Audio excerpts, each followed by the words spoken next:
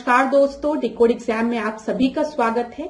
आज की क्लास में हम लोग डिस्कस करेंगे पर्यावरण एवं पारिस्थितिकी क्विक रिवीजन सीरीज की इन्वायरमेंट इकोलॉजी की ये लास्ट क्लास है। लेकिन ये इस लास्ट क्लास में हम लोग इन्वायरमेंट इकोलॉजी के एंटायर सिलेबस को डिस्कस करेंगे।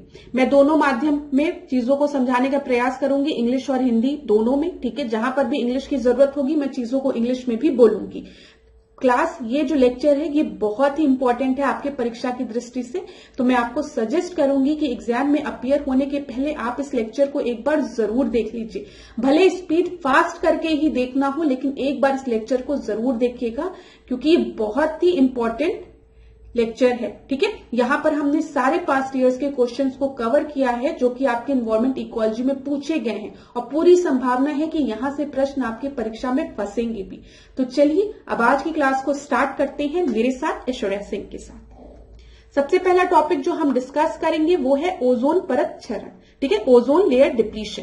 तो यहाँ पर आप हमेशा याद रखिएगा एटमॉस्फेयर की जब हम लेयर की बात करते हैं तो सबसे निचली परत जो है वो आपकी ट्रोपोस्फियर है, जिसको कि हम क्या कहते हैं, क्षोभ मंडल कहते हैं। और क्षोभ मंडल में आप देख रहे होंगे यहाँ पर क्लाउड बना हुआ है, यहाँ पे रेनफॉल हो रही है। तो वायुमंडल में जितनी भी घटनाएं होती हैं वो आपके क्षोभ मंडल में होती है, ट्रोपोस्फियर में होती है, ठीक है। और ग्रीन हाउस गैसेस का सबसे ज्यादा प्रभाव भी कहां पर होता है, वो आपके ट्रोपोस्फियर में होता है, क्षोभ मंडल में। उसके ऊपर आपके समताप मंडल है, ठीक है, समताप मंडल जिसको कि हम स्ट्रेटोस्फियर कहते हैं। ओजोन लेयर जो है वो आपके समताप मंडल में है, ठीक है, ये चीज याद रखिएगा। फिर यहाँ पर आपसे प्रश्न पूछता है कि ओजोन लेयर किन किरणों को पृथ्वी पर आने से रोकती है, तो आप याद रखेंगे पैराबैंगनी किरण, ठीक है, जिसको कि हम अल्ट्रावायलेट रेस कहते हैं। क्लोरोफ्लोरोकार्बन जो है वो सबसे ज्यादा हार्मफुल है ओजोन लेयर डिप्लीशन के लिए, ये चीज याद रखिएगा। उसके ऊपर हम बढ़ते हैं तो मध्य मंडल है, मध्य मंडल के ऊपर आपका आयन मंडल है, फिर आपका ब्रह्म मंडल है, ठीक है, मतलब मेसोस्फीयर, आयनोस्फीयर और फिर आपका एक्सोस्फीयर, ये चीज याद रखिएगा। आयनोस्फीयर की जब हम बात करते हैं तो रेडियो तरंगे यहाँ पे परावर्तित होती है, तो आपकी जितनी भी कम्युनिकेशन वाली सैटेलाइट सब होती है वो आपके आयन मंडल में रहती है। याद रखिएगा क्षोभ मंडल, समताप मंडल, मध्य मंडल, आयन मंडल और फिर ब्रह्म मंडल, ठीक है, troposphere, stratosphere, mesosphere, ionosphere, then exosphere. ये सीक्वेंस भी परीक्षा के लिए इंपॉर्टेंट है। अब देखिए जब भी हम ओजोन की बात करते हैं तो मैंने आपको बता दिया कि ओजोन लेयर जो है वो किन किरणों को पृथ्वी पर आने से रोकती है, यूवी रेस को, ठीक है। ओजोन लेयर आपके किस लेयर में है, तो आप बताते हैं समताप मंडल में, स्ट्रेटोस्फियर में। यहाँ पे मैं एस लिख देती हूँ क्योंकि जल्दी जल्दी रिवाइज करना है। फिर ओजोन से रिलेटेड हमें याद रखना है कि ओजोन डे हम किस दिन मनाते हैं, 16 सितंबर को मनाते हैं, ठीक है। ओजोन लेयर को हम मेजर किस में करते हैं, डॉप्सन में करते हैं। और ओजोन लेयर डिप्लीशन के लिए जो सबसे ज्यादा हार्मफुल गैस है वो कौन सी है, क्लोरोफ्लोरोकार्बन, ठीक है। इतनी चीजें क्लियर हो गई। अब एक चीज और, ओजोन लेयर की जब भी हम बात करेंगे, ठीक है, ओजोन की प्रोटेक्शन की जब भी हम बात करेंगे तो हम याद रखेंगे वियना कन्वेंशन, ठीक है। उसके बाद हम याद रखेंगे मॉन्ट्रियल प्रोटोकॉल, फिर हम किगाली अमेंडमेंट की बात करेंगे। अभी हम इसको और अच्छे से डिस्कस करते हैं आगे, बस चीजों को नोट डाउन करते हुए चलिए। तो यहाँ पर अब हम क्वेश्चंस के माध्यम में इसको डिस्कस करते हैं। ओजोन परत मुख्यतः जहां स्थित रहती है वो कौन सा आपकी लेयर है, स्ट्रेटोस्फियर, समताप मंडल, ठीक है। फिर यही चीज आपसे पूछी गई है कि स्ट्रेटोस्फियर के निचले हिस्से में पृथ्वी से 10 से 50 किलोमीटर की ऊंचाई पर कौन सी लेयर आपकी है, ओजोन लेयर है, ठीक है। क्लोरोफ्लोरोकार्बन से रिलेटेड कौन सी चीज सत्य नहीं है, तो क्लोरोफ्लोरोकार्बन जो है वो आपके ओजोन लेयर डिप्लीशन के लिए रिस्पॉन्सिबल है, लेकिन ग्रीन हाउस में इसका कोई भी योगदान नहीं है, ये चीज याद रखिएगा, कंफ्यूज मत होइएगा। यहां पर अगला देखते हैं, क्लोरीन, फ्लोरीन एवं कार्बन के मानव निर्मित यौगिक है क्लोरोफ्लोरोकार्बन, ठीक है, CFC। यहाँ पे क्लोरोफ्लोरोकार्बन, चीजें क्लियर हो गई होगी, वही चीज लिखी है। ओजोन छिद्र के लिए उत्तरदायी है CFC। वायुमंडल में उपस्थित ओजोन द्वारा जो विकिरण अवशोषित किया जाता है वो कौन सा है, पैराबैंगनी है, यूवी रेस है, ठीक है। ऑक्सीजन के 3 परमाणुओं से मिलकर बनने वाली एक गैस जो है वो है ओजोन, ठीक है। यहाँ पर O2 जब आपके नेसेंट ऑक्सीजन के साथ रिएक्ट करता है, ऑक्सीजन एटम के साथ रिएक्ट करता है तो आपका O3 फॉर्म होता है।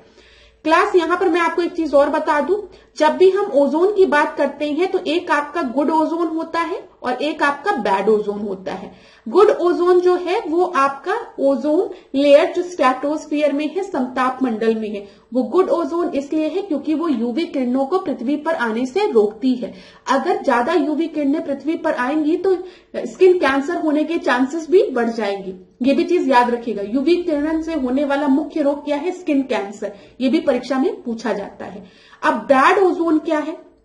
बैड ओजोन वो ओजोन होता है जो हमारे समताप मंडल की जगह क्षोभ मंडल में प्रेजेंट होता है, मतलब ट्रोपोस्फियर में प्रेजेंट होता है। तो ये एक पॉल्यूटेंट की तरह बिहेव करता है, एक प्रदूषक की तरह बिहेव करता है, जो कि बहुत ही हार्मफुल होता है। और ये एक सेकेंडरी पॉल्यूटेंट की तरह बिहेव करता है जब ये ट्रोपोस्फियर में होता है। ये चीज याद रखिएगा, द्वितीयक प्रदूषक की तरह ये आपका बिहेव करता है जब ये आपके क्षोभ मंडल में होता है, तो उसको हम बैड ओजोन कहते हैं। और ओजोन का फॉर्मेशन कैसे होता है?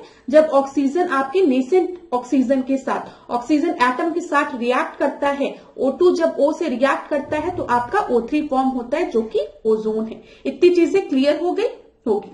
चलिए, ऊपरी वायुमंडल में ओजोन परत के रूप में पृथ्वी पर जीवन को बचाती है। किससे? यूवी रेस से, अल्ट्रावायलेट रेस से। ओजोन परत मानव के लिए उपयोगी है क्योंकि वह सूर्य की यूवी रेस से हमें बचाती है। पूरा पूरा नहीं पढ़ेंगे, जल्दी जल्दी चीजों को बस रिवाइज करेंगे।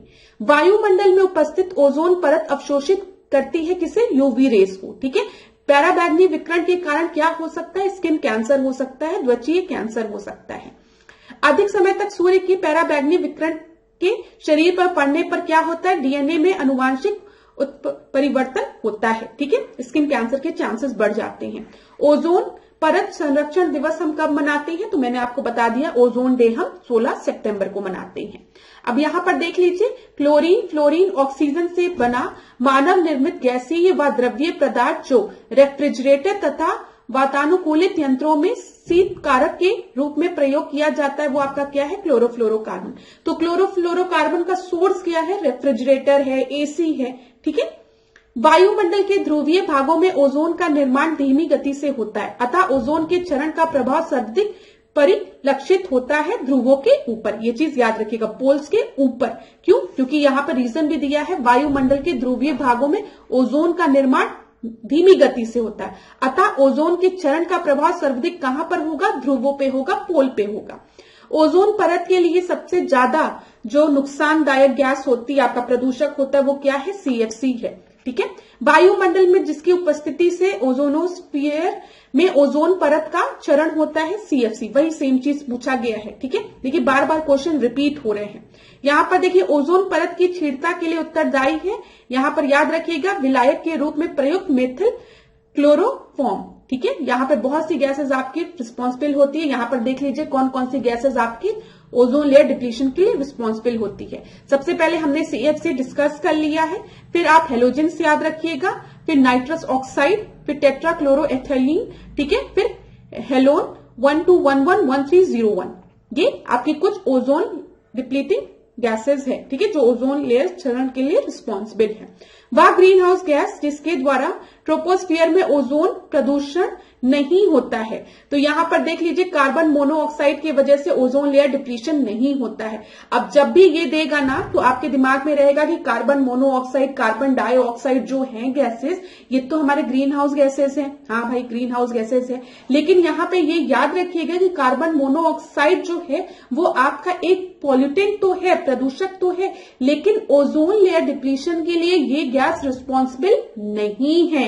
ठीक है, बिल्कुल भी परीक्षा में आप कंफ्यूज नहीं होंगे। ओजोन छिद्र का निर्माण सर्वाधिक कहां पर है? अंटार्कटिका के ऊपर है। मॉन्ट्रियल प्रोटोकॉल किससे रिलेटेड है? ओजोन लेयर परत के डिप्लीशन से, ओजोन लेयर डिप्लीशन से। यहां पे याद रखिएगा, सबसे पहले वियना कन्वेंशन, 1985, मॉन्ट्रियल प्रोटोकॉल 1987, फिर उसके बाद किगाली अमेंडमेंट। ठीक है, जो कि आपके 2016 में, अभी हम उसको डिस्कस भी करेंगे। यहां पर आगे बढ़ते हैं। 1 जनवरी 1989 से प्रभावी हुआ था क्या? Montreal protocol. ठीक है, 1987 में ये आया था और इफेक्टिव कब से हुआ? 1989 से। मॉन्ट्रियल प्रोटोकॉल किससे रिलेटेड है? ओजोन लेयर डिप्लीशन से। मॉन्ट्रियल प्रोटोकॉल संबंधित किससे है? जो ओजोन लेयर डिप्लीशन के लिए मोस्ट रिस्पॉन्सिबल गैस है, क्लोरोफ्लोरोकार्बन। ठीक है, समताप मंडल में ओजोन के स्तर को प्राकृतिक रूप से विनियमित किया जाता है नाइट्रोजन डाइऑक्साइड द्वारा। ये भी एक इंपॉर्टेंट चीज है, इसको नोट डाउन कर लीजिएगा। चलिए, ओजोन परत की मोटाई मौसम के हिसाब से बदलती रहती है। बसंत ऋतु में इसकी मोटाई सबसे ज्यादा होती है और वर्षा ऋतु में इसकी मोटाई सबसे कम रहती है। ओजोन परत को मापा किसमें जाता है? डॉप्सन में। कई बार परीक्षा में पूछा है। एक अत्यधिक स्थायी यौगिक जो वायुमंडल में 80 से 100 वर्ष तक बना रह सकता है वो आपका CFC है, क्लोरोफ्लोरोकार्बन है। क्लोरोफ्लोरोकार्बन, हेलोन्स, ठीक है, कार्बन टेट्राक्लोराइड, ये सब किसके लिए रिस्पॉन्सिबल है? ओजोन लेयर डिप्लीशन के लिए। तो एक ही प्रश्न को कई तरीके से पूछा जा रहा है, आप ये चीज खुद नोटिस कर रहे होंगे। यहां पर फिर देख लीजिए, वही दिया गया है, CFC दिया गया है, हेलोन्स दिया गया है, फिर उसके बाद अन्य ओजोन रिक्तीकरण रसायन की बात की गई है, जैसे कार्बन टेट्राक्लोराइड के उत्पादन पर रोक लगाई गई थी। किस प्रोटोकॉल के थ्रू? Montreal protocol. मैंने आपको बताया ओजोन लेयर डिप्लीशन से रिलेटेड है। फ्रिजों में जो गैस भरी रहती है वह है मेफ्रॉन, याद रखिएगा, इंपॉर्टेंट प्रश्न है। प्रशीतक के रूप में बड़े संयंत्रों में प्रयुक्त होने वाली जो गैस है वो आपका क्या है? अमोनिया है, ठीक है। सर्वप्रथम 1987 में, इसको नोट डाउन करिए, 1985 में, सॉरी क्लास, 1985 में टोटल ओजोन मैपिंग स्पेक्ट्रोमीटर की मदद से अंटार्कटिका के ऊपर ओजोन छिद्र का पता लगाया था ब्रिटिश दल ने। तो कब लगाया था? 1985 में। और 1985 में ही आपका वियना कन्वेंशन होगा और उसी के 2 साल बाद आपका मॉन्ट्रियल प्रोटोकॉल आएगा, ठीक है। तिब्बत पठार के ऊपर 2005 में ओजोन आभा मंडल का पता लगाया था किसने? GW केंट मूर ने, ठीक है। मनुष्यों में खांसी, सीने में दर्द उत्पन्न करने के साथ साथ फेफड़ों को भी क्षति पहुंचा सकती है कौन सी गैस? आपकी ओजोन, ठीक है, O3।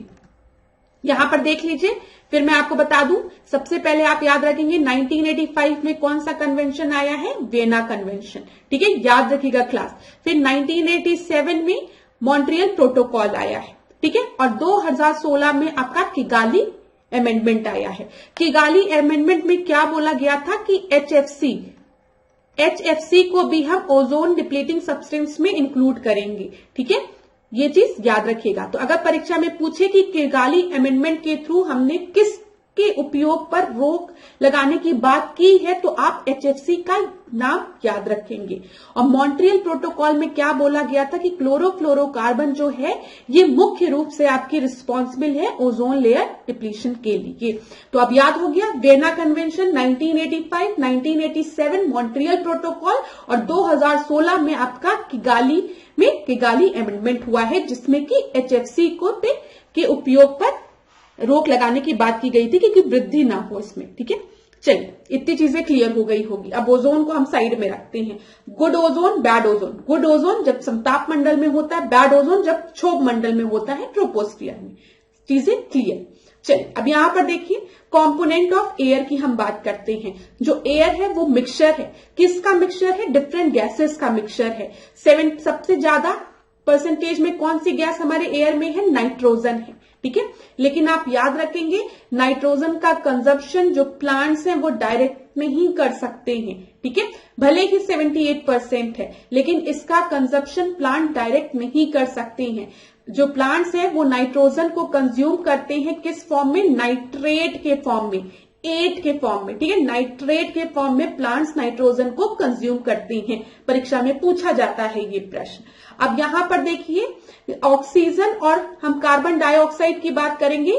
Oxygen approximately 21%, carbon dioxide 0.03%, ठीक है, ये चीज याद रखिएगा। आर्गन 0.90%।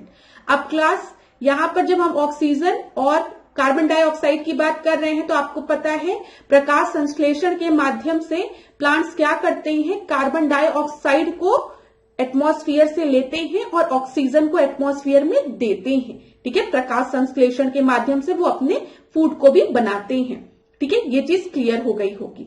चलिए आगे बढ़ते हैं। यहां पर हम देखते हैं ये क्या है? ये अर्थ आपको दिख रहा है, ठीक है। यहां पर क्या है? ये सन है, ठीक है। सन से हमारे पृथ्वी पर विजिबल लाइट अल्ट्रावायलेट रेज आती है, ठीक है।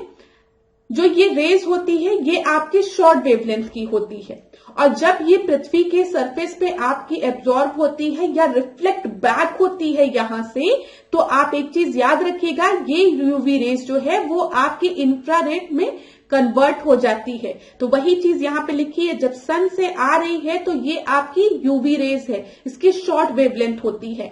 जब ये आपकी एब्जॉर्ब होके री रेडिएट होती है, दोबारा रिफ्लेक्ट बैक होती है, then it gets converted into long wavelength, मतलब आईआर में, इंफ्रारेड में ये कन्वर्ट हो जाती है। और यही जो आईआर है, इसको जब हमारे जो गैसेस हैं, ग्रीन हाउस गैसेस हैं, इनको बाहर नहीं निकलने देती है तो अर्थ का टेम्परेचर धीमे धीमे बढ़ने लगता है। समझ में आ रहा है? समझ में आया आपको? यूवी रेज हमारे, जो अब आपके दिमाग में आना चाहिए ना कि मैम ग्रीन हाउस गैसेस है, ठीक है, ग्रीन हाउस गैसेस हमारे एटमॉस्फेयर में, अब समझ लो ग्रीन हाउस गैसेस बहुत ढेर सारी हो गई, ठीक है, समझ में आ गया। तो जब वो सन की किरणों को पृथ्वी पर आने देती है तो उनको जाने क्यों नहीं देती है? जब ग्रीन हाउस गैसेस हमारे एटमॉस्फेयर में हैं तो वो यूवी रेस को आने दे रही हैं, ठीक है, तो वो जाने क्यों नहीं दे रही हैं? वो जाने इसलिए नहीं देती है क्योंकि यूवी रेस जो है वो आपकी शॉर्ट वेवलेंथ की होती है, तो वो आने दे रही है, ठीक है। अब जब ये पृथ्वी से रिफ्लेक्ट बैक होती है, एब्जॉर्ब होने के बाद या ऐसे ही रिफ्लेक्ट बैक होती है, तो ये आपके लॉन्ग वेवलेंथ में कन्वर्ट हो जाती, इंफ्रारेड में कन्वर्ट हो जाती है। अब ये जो आपकी ग्रीन हाउस गैसेस हैं, ये इन रेस को बाहर नहीं निकलने देती है, जिसकी वजह से अर्थ का टेम्परेचर जो है वो दिन प्रतिदिन बढ़ता जा रहा है। मतलब अर्थ जो है वो आपकी वार्म होती जा रही है। इसी वजह से हम क्या कहते हैं, ग्लोबल वार्मिंग कहते हैं। और ग्लोबल वार्मिंग के लिए रिस्पॉन्सिबल क्या कौन गैसेस होती है? ग्रीन हाउस गैसेस होती हैं। चलो, इससे ज्यादा समय नहीं। फिर यहां पर देखो ग्रीन हाउस गैसेस में आपकी कौन कौन सी गैसेस है? मीथेन है, ठीक है, नाइट्रस ऑक्साइड है, कार्बन डाइऑक्साइड है, ओजोन है, ठीक है, क्लोरोफ्लोरोकार्बन है, कार्बन मोनोऑक्साइड है, सल्फर डाइऑक्साइड है। यहां पे ओजोन में मत कंफ्यूज होना, हम लोग समताप मंडल वाले ओजोन लेयर की बात नहीं कर रहे हैं, हम लोग क्षोभ मंडल में जो ओजोन है उसकी बात कर रहे हैं। जो आपका द्वितीयक प्रदूषक है हम उसकी बात कर रहे हैं, ठीक है। ये भी आपकी ग्रीन हाउस गैस है। अब यहां पर देख लो, वर्ष 1997 में विश्व पर्यावरण सम्मेलन आयोजित किया गया था। कहां पर? क्योटो में। तो क्योटो प्रोटोकॉल आपका किस वर्ष में हुआ था? 1997 में हुआ था। और ये किससे रिलेटेड है? ये आपका ग्रीन हाउस गैसेस से रिलेटेड है, ठीक है। अब यहां पर देख लो, ग्रीन हाउस गैसेस के उत्सर्जन में कमी के लिए एक संयुक्त राष्ट्र संघ का कन्वेंशन हुआ था। जलवायु के प्राकृतिक संतुलन के लिए कार्बन डाइऑक्साइड की आपकी उपयुक्त सांद्रता कितनी है? 0.03% है। ये चीज समझ में आ रहा होगा। जलवायु परिवर्तन के लिए मुख्य कारक क्या है? अब यहां पर देख लीजिए, जो वाहन चल रहे हैं आपके, वहां से भी आपकी गैसेस एमिट हो रही है, इंडस्ट्रीज लगी हुई है वहां से भी, ठीक है। अगर कहीं ब्लास्ट हो रहा है वहां से भी, ज्यादा डिफॉरेस्टेशन कर रहे हो, मतलब पेड़ ज्यादा कट रहे हैं तो उसकी वजह से भी। तो फैक्टर्स कई होते हैं, पेपर में जब बनेगा क्वेश्चन तो समझ में आ जाएगा। वह देश जिसने ग्रीन हाउस गैस के उत्सर्जन में कमी करने हेतु वर्ष 2019 में कार्बन टैक्स लगाया था, वो आपका सिंगापुर था।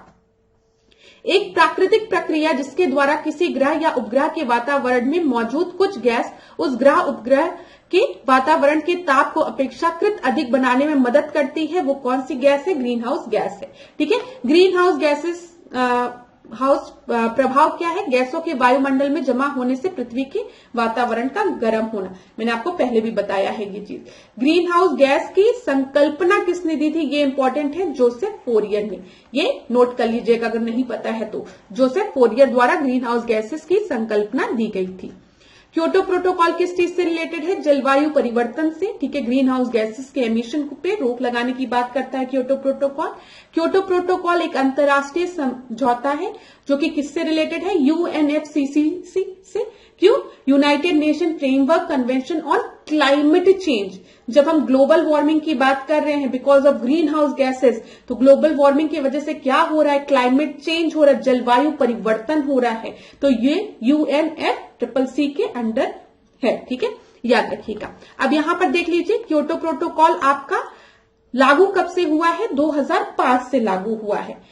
मीथेन कार्बन डाइऑक्साइड की तुलना में ग्रीन हाउस गैसेस के रूप में अधिक हानिकारक है, ये भी चीज आप याद रखिएगा। ठीक है, कार्बन डाइऑक्साइड का जो आपका परसेंटेज है ग्रीन हाउस गैसेस में कॉन्ट्रीब्यूशन है वो मीथेन से ज्यादा है, लेकिन मीथेन जो है वो मोर हार्मफुल गैस है as compare to carbon dioxide. किसी गैस के अणुओं की दक्षता एवं उस गैस के वायुमंडलीय जीवन काल पर निर्भर करता है, ये क्या कहलाता है, ग्लोबल वार्मिंग पोटेंशियल। वायुमंडल में उपस्थित वह गैसें जो तापीय अपवर्तक विकिरण की रेंज के अंतर्गत विकिरणों का अवशोषण एवं उत्सर्जन करती है वो आपकी ग्रीन हाउस गैसेस है। वही चीज आपकी लिखी है कि आपकी यूवी रेस को आने देती है और जो आपकी इंफ्रारेड है जब आपका रिफ्लेक्ट बैक होती है तो उसको रोक देती है, जिसकी वजह से अर्थ का टेम्परेचर बढ़ता है। ओजोन गैस कौन सी नहीं है, ऑक्सीजन आपकी ozone gas green house gas कौन सी नहीं है, तो ग्रीन हाउस गैस में ऑक्सीजन आपका नहीं है। ठीक है, ये चीज याद रखिएगा, ओजोन है ऑक्सीजन नहीं है, इतना तो समझ में आता ही होगा। ग्रीन हाउस गैस में सबसे ज्यादा योगदान कार्बन डाइऑक्साइड और मीथेन देता है। अब यहां पर देखिए, प्राकृतिक रूप में पाई जाने वाले ग्रीन हाउस गैस जो सर्वाधिक ग्रीन हाउस इफेक्ट करती है वो आपका है जल वाष्प। ये चीज याद रखिएगा, क्लास का भी अगर परीक्षा में पूछा सर्वाधिक आपका ग्रीन हाउस इफेक्ट कौन सी गैस करती है और आपको वाटर वेपर दिया है तो आप उस पर टिक लगाएंगे। ये चीज नोट कर लीजिए, कंफ्यूज मत होइएगा पेपर में गलत करके आने के बाद। ठीक है, वैश्विक उष्मन के लिए उत्तरदायी नहीं है आर्गन।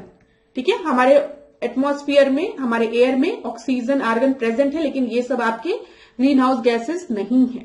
एक गैस जो धरती पर जीवन के लिए हानिकारक और लाभदायक दोनों है वो है कार्बन डाइऑक्साइड, क्योंकि प्रकाश संश्लेषण के लिए हमारे जो प्लांट्स है उसको सबसे ज्यादा रिक्वायरमेंट किस गैस की होती है, कार्बन डाइऑक्साइड की होती है। तभी वो कार्बन डाइऑक्साइड को लेते हैं और ऑक्सीजन को एटमॉस्फेयर में छोड़ते हैं। ठीक है, तो इनका यूज भी है, लेकिन अगर इनकी परसेंटेज जो है वो 0.03 से ज्यादा बढ़ने लगेगा तो ग्लोबल वार्मिंग भी होगी। आज कार्बन डाइऑक्साइड के उत्सर्जन में सर्वाधिक योगदान किसका है, चीन का है। ठीक है, कार्बन निगेटिव देश कौन सा है, भूटान है। ठीक है, वे पदार्थ जो सार्वत्रिक तापमान उत्पन्न करने में योगदान देते हैं वो मीथेन है, कार्बन डाइऑक्साइड है और वाटर वेपर है। ये तीन याद रखिएगा, वाटर वेपर, कार्बन डाइऑक्साइड और मीथेन। ग्रीन हाउस गैस नहीं है, हाइड्रोजन आपकी ग्रीन हाउस गैस नहीं है, नाइट्रोजन आपकी ग्रीन हाउस गैस नहीं है, ऑक्सीजन आपकी ग्रीन हाउस गैस नहीं है, आर्गन आपकी ग्रीन हाउस गैस नहीं है। ठीक है, तो ग्रीन हाउस गैसेस में जो तीन प्रमुख गैसेस हैं वो आप याद रखिएगा, आपका मीथेन, वाटर वेपर और कार्बन डाइऑक्साइड। ठीक है, गैस जो ग्लोबल वार्मिंग के लिए ज्यादा जिम्मेदार है वो है कार्बन डाइऑक्साइड।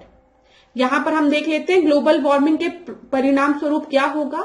जब अर्थ का टेम्परेचर बढ़ेगा तो आपके जो ग्लेशियर्स हैं, जो आपके जो आइस हैं, जहां पर बर्फ जमी है पोल्स में ग्लेशियर्स, वो आपके मेल्ट होने लगेंगे और जब वो मेल्ट होंगे तो सी लेवल जो है वो बढ़ेगा ना, पानी ज्यादा बढ़ेगा ना, तो जब वो मेल्ट होंगे तो सी लेवल बढ़ेगा तो कोस्ट पे, जो तट पे जो आपकी जितनी भी सिटीज हैं वो डूबना शुरू हो जाएंगी। ठीक है, ये सब चीजें हैं। समय से पूर्व आम के बौरे जो हैं वो पकने लगेगी और स्वास्थ्य पर भी आपके दुष्प्रभाव पड़ेगा।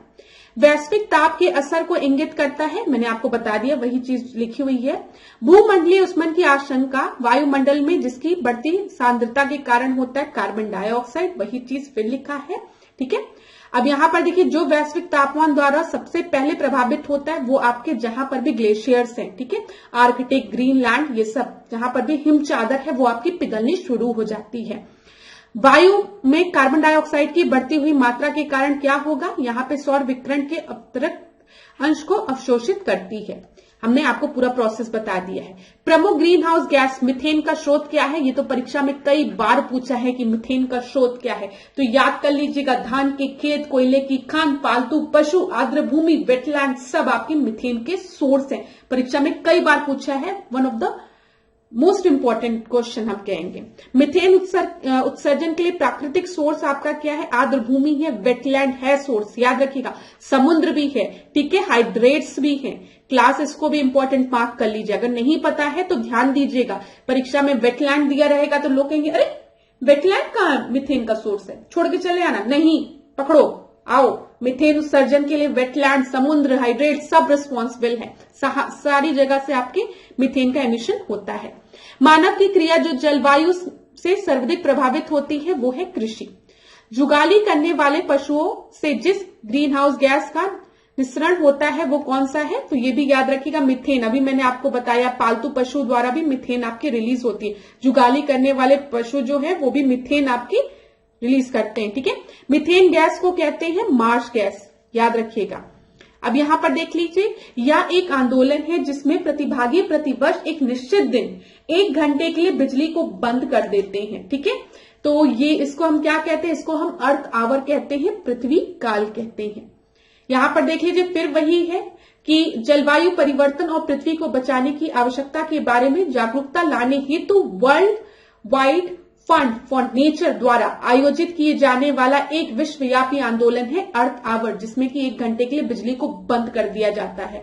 और ये याद रखिएगा, ये किसकी पहल है, WWF की, world wide fund for nature की। 50 से अधिक देशों द्वारा समर्थित संयुक्त राष्ट्र मौसम परिवर्तन समझौता प्रभावी हुआ था कब से, 21 मार्च 1994 से। यहां पर देख लीजिए, यह सरकार एवं व्यवसाय को नेतृत्व देने वाले व्यक्तियों के लिए ग्रीन हाउस गैस उत्सर्जन को समझने, परिणाम निर्धारित करने एवं प्रबंधन हेतु अंतर्राष्ट्रीय लेखाकरण साधन है ग्रीन हाउस गैस प्रोटोकॉल। इतनी चीजें क्लियर हो गई। अच्छा, क्योटो प्रोटोकॉल याद रखिएगा किससे रिलेटेड है, ग्रीन हाउस गैस से रिलेटेड है। वेना कन्वेंशन की बात करेंगे तो आपकी ओजोन से, मॉन्ट्रियल प्रोटोकॉल ओजोन से, फिर किगाली अमेंडमेंट जिसमें कि हमने HFC की बात की थी, ओजोन लेयर डिप्लीशन से। अब यहां पर देखिए क्लास, कुछ मूवमेंट्स के बारे में हम डिस्कस करते हैं। साइलेंट वैली मूवमेंट आपका कब हुआ था ये आंदोलन, 1978 में। साइलेंट वैली कहां पर है, केरल में है, तो केरल में हुआ था। ठीक है, यहां पर क्या था, बिजली बांध परियोजना का निर्माण किया जा रहा था शांत घाटी पे, और जब भी कंस्ट्रक्शन होगा तो किसका डिस्ट्रक्शन होगा, नेचर का डिस्ट्रक्शन होगा। तो जब नेचर का डिस्ट्रक्शन होगा, पर्यावरण कि जब जैव विविधता की हानि होगी ना, वहां पे जो पशु पक्षी आपके रह रहे हैं उनको एक जगह से दूसरी जगह आपको जाना पड़ेगा, जो लोग वहां पे रह रहे हैं उनका भी डिस्प्लेसमेंट होगा, तो बहुत सी चीजें उसी के अगेंस्ट में था ये। ठीक है, चिपकू आंदोलन की बात करेंगे तो 1973, याद रखिएगा 1973, जगह उत्तराखंड, नेता आपके चंडी प्रसाद भट्ट। ठीक है, सुंदरलाल बहुगुणा, दोनों लोगों का नाम आपको याद रखना है। चिपकू मूवमेंट क्यों, क्योंकि इन्होंने पेड़ों को बचाने के लिए उनको हग किया था, इसको हग मूवमेंट भी कहते हैं, कि इस पेड़ को काटने के पहले आपको हमारी जान लेनी पड़ेगी। फिर आगे बढ़ते हैं, बिश्नोई आंदोलन, तो ये आपका राजस्थान में हुआ था। यहाँ पे नेता का नाम याद रखिएगा, अमृता देवी बिश्नोई। ठीक है, राजा के लिए एक नया महल बनाने के लिए, गांव के पवित्र वृक्षों के विनाश को रोकने के लिए, तो राजा ने ऑर्डर दे दिया कि जाओ मेरे लिए महल बनाओ, तो वहां के महल बनाने के लिए लकड़ियों की आवश्यकता थी, तो पेड़ों को काटना शुरू कर दिया। तो यहाँ पे लोगों ने इसके अगेंस्ट में खड़े हुए थे। अपिको आंदोलन की बात करेंगे तो ये भी चिपको आंदोलन की तरह ही है, 1983 में, लेकिन प्लेस क्या है, कर्नाटक है। ठीक है, पांडुरंग हेगड़े का नाम, पांडुरंगा हेगड़े का नाम आप याद रखिएगा। आगे बढ़ते हैं, नर्मदा बचाओ आंदोलन 1985, याद रखिएगा कहां पर, गुजरात, मध्य प्रदेश और महाराष्ट्र में। आपके नेताओं में सबसे जो इंपॉर्टेंट नाम है वो है मेधा पाटकर का नाम, याद रखिएगा। ये क्या है, नर्मदा नदी पर जो बांध परियोजना थी उसके अगेंस्ट में था। जंगल बचाओ आंदोलन 1982, बिहार के सिंहभूम जिला, अब झारखंड में जो आता है। ठीक है, सिंहभूम के आदिवासियों द्वारा इसके अगेंस्ट में किया गया था। यहां पर भी क्या हो रहा है, जंगल बचाओ है तो पेड़ों को काटा जा रहा था। अब यहां पर देखिए पर्यावरण सम्मेलन की सूची हम देखते हैं, तो जल्दी से रिवाइज करते हैं। रामसर कन्वेंशन आपका किससे रिलेटेड है, वेटलैंड से रिलेटेड है। वेटलैंड डे हम कब मनाते हैं, 2 फरवरी को मनाते हैं। ईयर पूछता है, स्थापना वर्ष पूछता है, याद रखिएगा 1971। Stockholm convention 2001। ठीक है, फिर आपकी CITE मतलब साइट्स ऐसे लिखा रहता है। ठीक है, तो 1973 जैविक विविधता पर कन्वेंशन CBD, तो ये 1992। बॉन कन्वेंशन 1979। ठीक है, वियना कन्वेंशन 1985, मॉन्ट्रियल और वियना याद है ना, ओजोन से है। 1987 क्योटो प्रोटोकॉल, 1997 मॉन्ट्रियल प्रोटोकॉल के 10 साल बाद आपका क्योटो प्रोटोकॉल आया है। Montreal protocol ozone layer depletion से रिलेटेड था। CFC क्लोरोफ्लोरोकार्बन याद रखिएगा। क्योटो प्रोटोकॉल की बात करेंगे तो global warming, green house gases. ठीक है, ये याद रखिएगा, 10 साल बाद आपका क्योटो प्रोटोकॉल है। फिर यहां पर देखिए UNFCCC United framework convention for climate change 1992। यहां पर 1992 में आपका अर्थ समिट हुआ था। क्लास समझने का प्रयास करिएगा। अर्थ समिट हुआ था, कहां पर हुआ था? रियो दी जेनेरियो में हुआ था, ब्राजील में, इसीलिए इसको हम रियो समिट भी कहते हैं। ठीक है, रियो समिट भी कहते हैं। इसमें कुछ चीजें आपकी आई थी, जैसे यूएनएफसीसीसी, ठीक है, United nation framework convention on climate change 1992। ठीक है, यहां पे देखिए, जब हम बात करेंगे जैविक विविधता पर कन्वेंशन ऑन बायोडाइवर्सिटी, ठीक है, तो वो आपका क्या है? 1992 है। इसी तरीके से यहां पर देख लीजिए, रियो सम्मेलन शिखर, इसी की बात करें 1992, तो CBD UNFCCC एजेंडा 21 भी इसी में आया है। याद रखिएगा ये सब चीजें। और एक चीज और, आपका जो आपका डेजर्टिफिकेशन को रोकने के लिए, ठीक है, डेजर्टिफिकेशन वाला भी इसी में है। अब यहां पर देख लीजिए UNCCD, ठीक है, 1994, बेसल कन्वेंशन 1989, जैव सुरक्षा पर Cartagena protocol 2000, Kigali amendment 2016, मिनामाता convention 2013, ये किसके? मरकरी से होने वाले दुष्प्रभाव के बारे में है, मिनामाता कन्वेंशन। Rotterdam convention 1998। तो ईयर बहुत ही इंपॉर्टेंट है, एक बार स्क्रीनशॉट ले लीजिए आप लोग, फिर इसको एक बार पढ़िएगा जरूर क्लास, यहां से भी प्रश्न बनता है। अब यहां पर देख लीजिए रामसर साइट, जो कि उत्तर प्रदेश में है, एक बार इसको जल्दी जल्दी हम लोग डिस्कस करते हैं। यहां पर आपका सांडी बर्ड सेंचुरी पूछता है, तो हरदोई में। पार्वती अर्गा, ठीक है, पार्वती अर्गा बात करेंगे तो गोंडा में। बखीरा संत कबीर नगर में। समसपुर रायबरेली में। नवाबगंज उन्नाव में, ठीक है, सारसाई आपका इटावा में। समन आपका मैनपुरी में, ठीक है। सुर सरोवर आप याद रखेंगे कहां पर है? आगरा में है, ठीक है। ये सारी चीजें आपको याद रखनी है क्लास, देख लीजिएगा। रामसर साइट जो भी आपके यूपी में है, परीक्षा में पूछा जा सकता है। अब यहां पर देखिए क्लास, एक चीज और मैं आपको बता दूं, यहां पे एक प्रश्न जो है वो यूपीएससी का है 2014 का, ठीक है। यहां पर मैंने इस प्रश्न को इसलिए इंक्लूड किया है क्योंकि जब भी हम वेटलैंड की बात करते हैं, हम आर्द्र भूमि की बात करते हैं, तो आपको पता है वेटलैंड डे हम 2 फरवरी को मनाते हैं। और वेटलैंड में जो रामसर साइट है वो भी आपको पता है, इसमें हम वेटलैंड्स की बात करते हैं, वेटलैंड को कंजर्व करने की बात करते हैं। एक चीज और परीक्षा में पूछता है कि मॉन्ट्रियस रिकॉर्ड किस चीज से रिलेटेड है, तो ये भी आपके वेटलैंड से रिलेटेड है। लेकिन जितने आपके वेटलैंड आपके रामसर साइट्स में हैं, वो सारे आपके वेटलैंड मॉन्ट्रियस रिकॉर्ड में नहीं होते हैं, ठीक है। खाली वो वेटलैंड आपके मॉन्ट्रियस रिकॉर्ड में होते हैं जहां पर संभावना होती है कि आने वाले समय में यहां पर कुछ ऐसे परिवर्तन होने वाले हैं जो कि सही नहीं है आने वाले समय में, या फिर इस समय भी वहां पे कुछ ऐसा हस्तक्षेप हो रहा है, मानवीय हस्तक्षेप, जो कि वहां के वेटलैंड के लिए सही नहीं है। तो ये चीज याद रखिएगा। मॉन्ट्रियस रिकॉर्ड और रामसर साइट हम दोनों में हम वेटलैंड की बात करते हैं, लेकिन रामसर साइट में आपके जो वेटलैंड है वो सारे वेटलैंड आपके मॉन्ट्रियस रिकॉर्ड में नहीं है। भारत के अगर हम वेटलैंड की बात करें तो भारत के कितने वेटलैंड आपके मॉन्ट्रियस रिकॉर्ड में है, तो अभी खाली 2, और वो कौन कौन से है? केवलादेव नेशनल पार्क राजस्थान और लोकटक झील मणिपुर, ठीक है, ये याद रखिएगा। करेंटली खाली 2 वेटलैंड आपके हैं, आर्द्र भूमि जो है वो मॉन्ट्रियस रिकॉर्ड में है, एक केवलादेव नेशनल पार्क राजस्थान और एक लोकटक झील मणिपुर, ठीक है। यहां पर देख लीजिए प्रश्न क्या है, यूपीएससी का पूछा गया, यदि अंतर्राष्ट्रीय महत्व कि किसी आर्द्र भूमि को मॉन्ट्रियस रिकॉर्ड के अंतर्गत लाया जाता है तो इसका अर्थ क्या है? क्यों हम इन दोनों साइट को मॉन्ट्रियस रिकॉर्ड में ले जाके रखते हैं?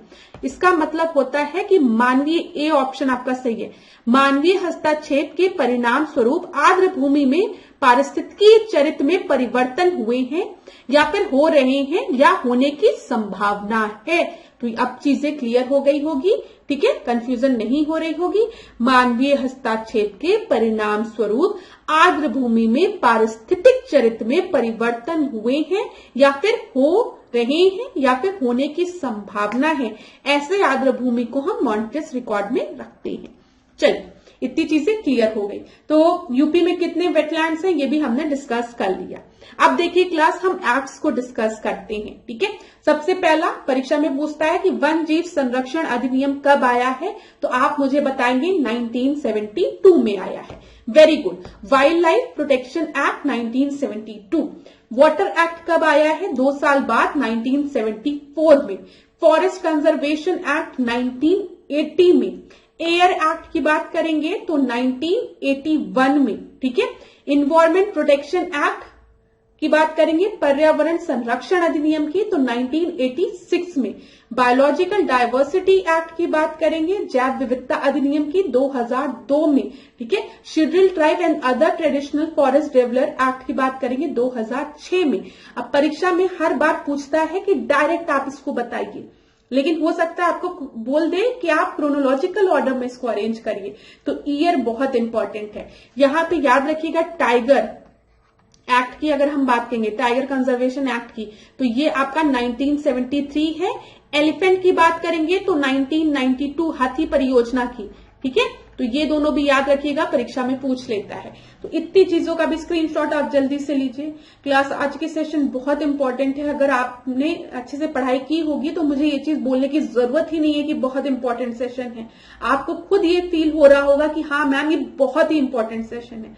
और बस मेरे लिए इतना करिएगा, कमेंट बॉक्स में मुझे बताइएगा जरूर कि आपको लेक्चर कैसा लगा, ठीक है। क्या ये आपके लिए यूजफुल रहा कि नहीं। बस मैं आशा करती हूँ, भगवान से प्रार्थना करती हूँ कि आपके कुछ प्रश्न यहाँ से फंस जाए ताकि वो आप सही करके आए। अब देखिए वन एवं वन जीव की हम बात करते हैं। चमोली के रैणी गांव में वन कटाई के विरुद्ध जो आपका आंदोलन चला था उसका नेतृत्व किसने किया था, गौरा देवी ने किया था, ठीक है। जिस पारिस्थितिक तंत्र में मतलब बोला गया है जहां पर सबसे ज्यादा आपको बायोडायवर्सिटी मिलेगी, जैव पदार्थ के अधिकतम होंगे, जहां पर जैव विविधता, वो आपका ट्रॉपिकल फॉरेस्ट होता है, ठीक है। तो उष्ण कटिबंधीय वर्षावन, ट्रॉपिकल रेन फॉरेस्ट, ठीक है। यहां पर आपको डायवर्सिटी सबसे ज्यादा मिलती है। देखिए अगर मैं यहाँ पे ग्लोब ड्रॉ करूं, ये आपका अर्थ है, तो ये आपका इक्वेटर है ना, यहाँ पे बीच में इक्वेटर है, आपको पता है 0 डिग्री पे, और ये आपका जो बेल्ट है ये आपका ट्रॉपिकल बेल्ट है, ठीक है। ट्रॉपिकल रेन फॉरेस्ट यहाँ पे पाए जाते हैं और यहीं पर आपको सबसे ज्यादा जैव विविधता मिलती है, ये चीज याद रखिएगा। जब आप यहां से ऊपर की तरफ मुड़ेंगे, उठेंगे, मतलब पोल की तरफ जाएंगे, ध्रुवों की तरफ जाएंगे, तो जो जैव विविधता है वो घटती जाएगी। ये भी चीज आप याद रखिएगा, परीक्षा में पूछा जाता है। यहाँ पे देखिए, यदि हम घड़ियाल को उनके प्राकृतिक आवास में देखना चाहते हैं तो हमें कहाँ जाना पड़ेगा, चंबल नदी पे, ठीक है। यहाँ पे देखिए सदाबहार वन पाए जाते हैं पश्चिमी घाट में, वेस्टर्न घाट में, याद रखिएगा। अब अगर हम उष्ण कटिबंधीय सदाबहार वन की बात करें, ट्रॉपिकल एवरग्रीन फॉरेस्ट की हम बात करें, तो वहां पर कितना आपका 200 से सेंटीमीटर से अधिक औसत वर्षा यहाँ पर होती है, और ये आपको उत्तर पूर्वी भारत में और अंडमान निकोबार द्वीप समूह में मिलते हैं, ठीक है। भारत में उपयुक्त पारिस्थितिक संतुलन बनाए रखने के लिए कितना आपका फॉरेस्ट का वो होना चाहिए, वनच्छादन कितना होना चाहिए, 33%।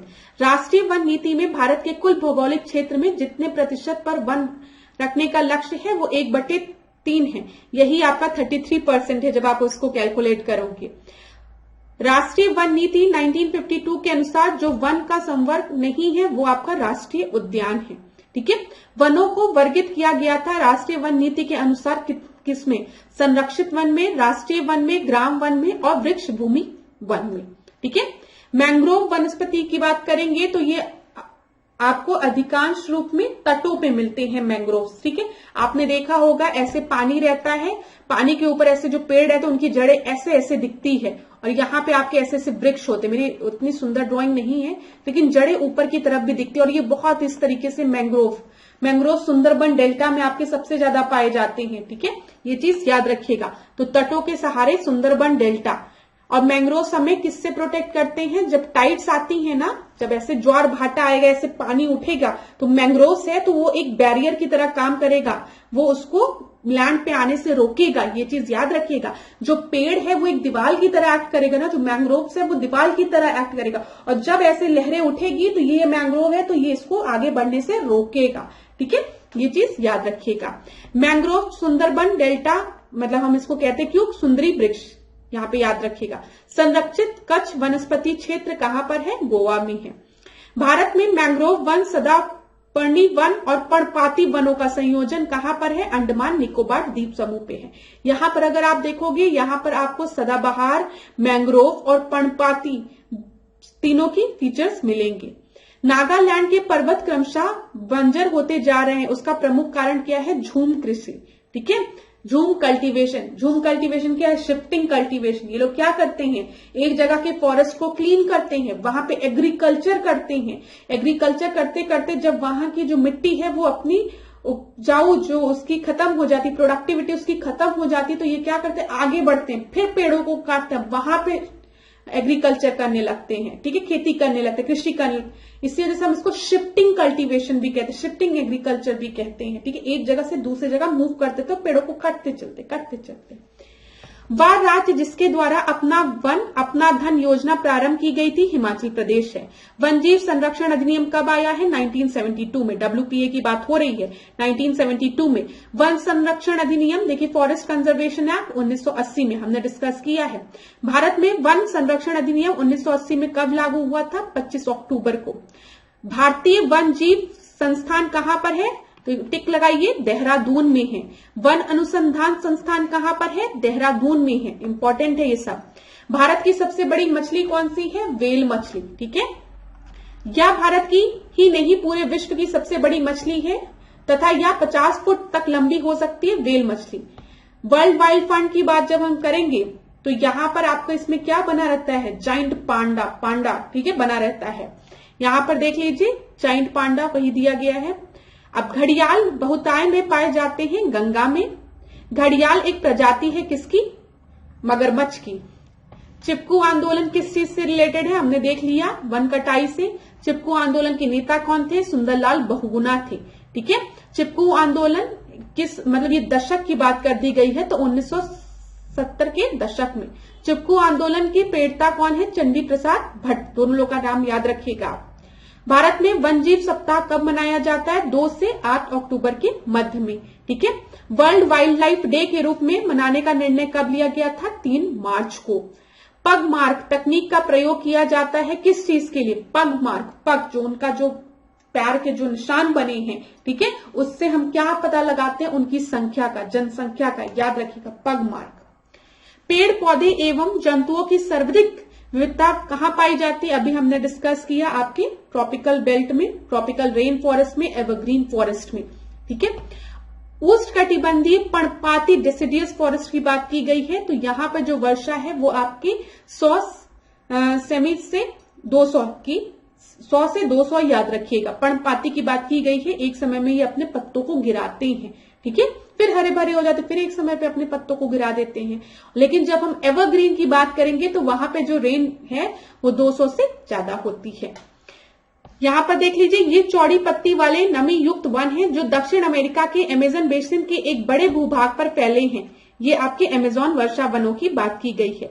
अमेज़न वर्षा वन को हम पृथ्वी का फेफड़ा कहते हैं, लंग्स कहते हैं। क्यों? क्योंकि आपको पता है जब जहां पर भी पेड़ है तो वहां पर हमें ऑक्सीजन मिलेगा, इसी वजह से हम इसे पृथ्वी का लंग्स कहते हैं।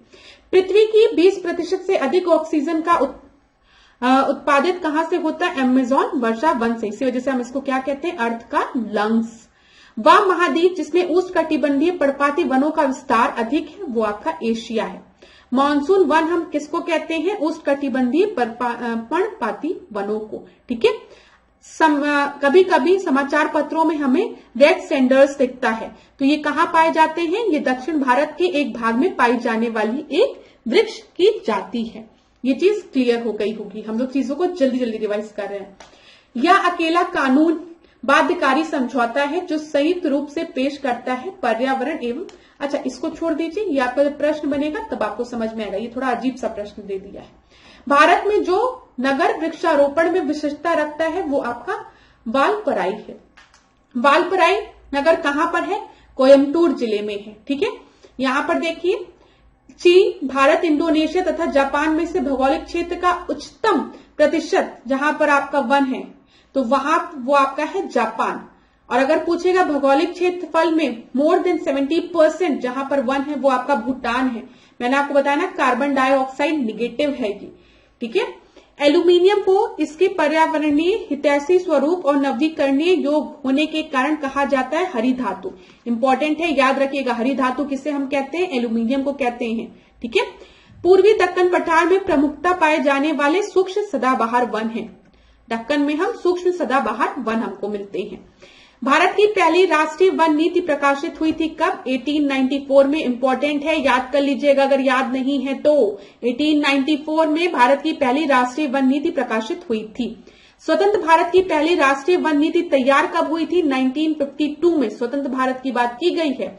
मैंने आपको बताया है 1/3 33% पे आपके फॉरेस्ट कवर होना चाहिए, ठीक है। राष्ट्रीय वन नीति 1988 के अनुसार वृक्ष छत्र घनत्व 70% से अधिक अगर होता है तो उसको हम अति सघन वन कहते हैं। 40 से 70% होता है तो उसको हम मत सघन वन कहते हैं, ठीक है। और 10 से 40% होता है तो आपका खुले वन कहते हैं। आप समझ रहे हैं ना कि क्या आप कह रहे हो, वृक्ष छत्र सघन, जो कैनोपी होता है इंग्लिश में, उसकी बात कर रहे हैं, ठीक है। इंग्लिश वालों को भी चीजें समझ में आ रही होगी। मैं पूरा प्रयास कर रही हूं कि इंग्लिश में जहां पे भी जरूरत हो वहां पे मैं आपको बता दूं क्लास, ठीक है। अब देख लीजिए, 10% से भी कम होगा तो हम झाड़ी कहते हैं। अब यहां पर हम कुछ राष्ट्रीय उद्यान देखते हैं और राज्य देखते हैं, ठीक है। इंतानकी आपका नागालैंड में है, बेतला झारखंड में है। चलो रिवाइज करो, बेतला झारखंड, सिरोही मणिपुर, ठीक है। फिर यहाँ पे गुईदी, ये तो कई बार पूछा है, तो तमिलनाडु, मानस असम, दिहांग Dibang Arunachal Pradesh, Agasthyamalai Kerala Tamil Nadu, Nanda Devi Uttarakhand, Kanchenjunga Sikkim, cold desert Himachal Pradesh, cold desert Himachal Pradesh, Sirohi Manipur, मानस असम, नंदा देवी उत्तराखंड, ठीक है। कॉर्बेट नेशनल पार्क कहां पर है, उत्तराखंड में है। बांदीपुर कर्नाटक में, मानस अभी हमने डिस्कस किया है असम में, पलामू झारखंड में, राथम्बोर, बोलो राथम्बोर राजस्थान में, सिंपलीपाल उड़ीसा में, सुंदरबन मैंग्रोव्स के लिए जो फेमस है आपका पश्चिम बंगाल में, कान्हा मध्य प्रदेश में, पन्ना मध्य प्रदेश में, ठीक है। बांधवगढ़ मध्य प्रदेश में, मेलघाट महाराष्ट्र में, पेरियार केरल में, सरिस्का राजस्थान में, नामदफा अरुणाचल प्रदेश में, नागा अर्जुन सागर श्रीशैलम आंध्र प्रदेश में, अमराबाद तेलंगाना में, इंद्रावती छत्तीसगढ़ में, बुक्सा पश्चिम बंगाल में, दुधवा उत्तर प्रदेश में, लखीमपुर खीरी याद रखिएगा, कालाकांड तमिलनाडु में, वाल्मीकि बिहार में, पेंच मध्य प्रदेश में, बांधवगढ़ मध्य प्रदेश में, ठीक है। पेंच मध्य प्रदेश में, बांधवगढ़ मध्य प्रदेश में, पन्ना मध्य प्रदेश में, कान्हा मध्य प्रदेश में, डंपा मिजोरम में, तदोबा अंधेरी महाराष्ट्र में, भद्रा कर्नाटक में, ठीक है, याद रखिएगा। बांदीपुर कर्नाटक में, काजीरंगा असम में, मानस असम में, ठीक है। अचानक मार छत्तीसगढ़ में, डंडेली कर्नाटक में, अंशी डंडेली अंशी कर्नाटक में, ठीक है।